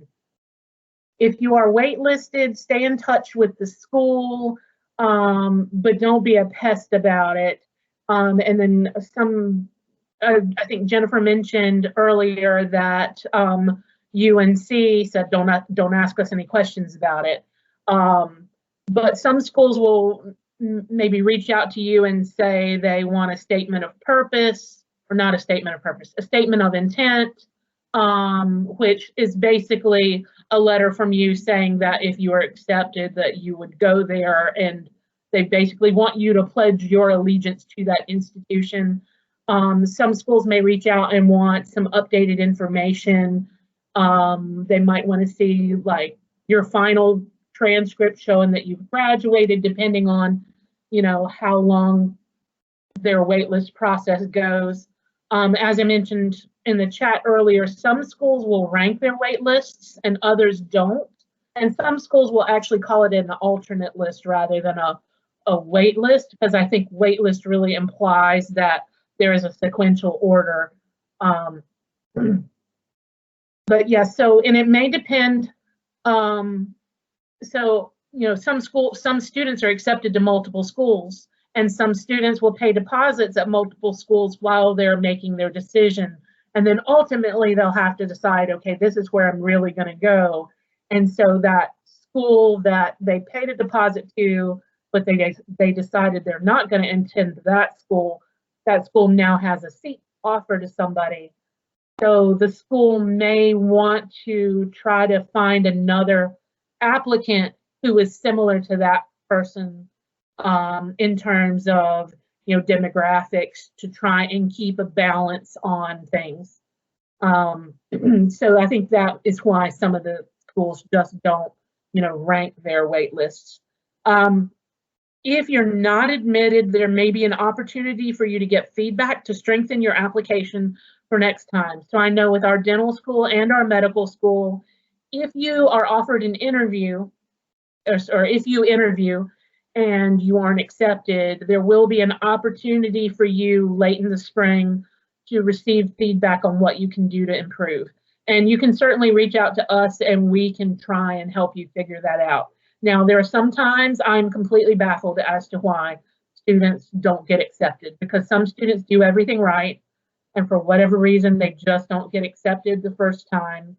And so it may be that, you know, when the student interviewed, an interviewer picked up on something or didn't like something, or maybe the student came across as immature or maybe arrogant just to a particular interviewer, but that could be just a misinterpretation of how that, you know, student really is. So sometimes there's really not anything that we can tell you, or you know, we just don't know. But if there is something that we think you can improve upon, we'll definitely let you know that. And then there are rules in terms of accepting your seat. So if you're offered a spot, they'll give you a deadline and say you have until this date to, you know, pay your deposit to confirm your seat. And then, like I said, you know, some students will, you know, pay deposits at multiple schools, and and then if they do that, there's still going to be a timeline. At least, definitely with medical school, there's a final date where you have to commit to, you know, one institution. And so, you know, if you have questions about that, definitely let us know. All right, and so there's our contact information. As we mentioned earlier, we would like your feedback about this event. So you should be able to use the QR code to go to the survey. We will also send out an email following the event with a link to the survey. And it's, you know, fairly short, but we'd like your feedback on the event, and then you have a chance to win a free test prep book, and we'll give out several. So we hope that you have enjoyed this. I'm going to stop sharing this for a minute so I can see if, and I think I can have that up while we still finish up. Are there any final questions before we go? Oh, and Ms. Locklear also put a link to the survey in the chat. So are there any final questions before we go?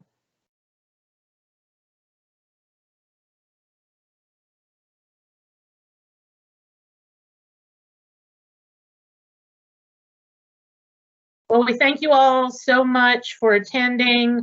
If you are in the professionalism certificate program, we've captured attendance, so you don't need to send me anything. I will make sure that you get credit for being here. Everyone have a wonderful weekend.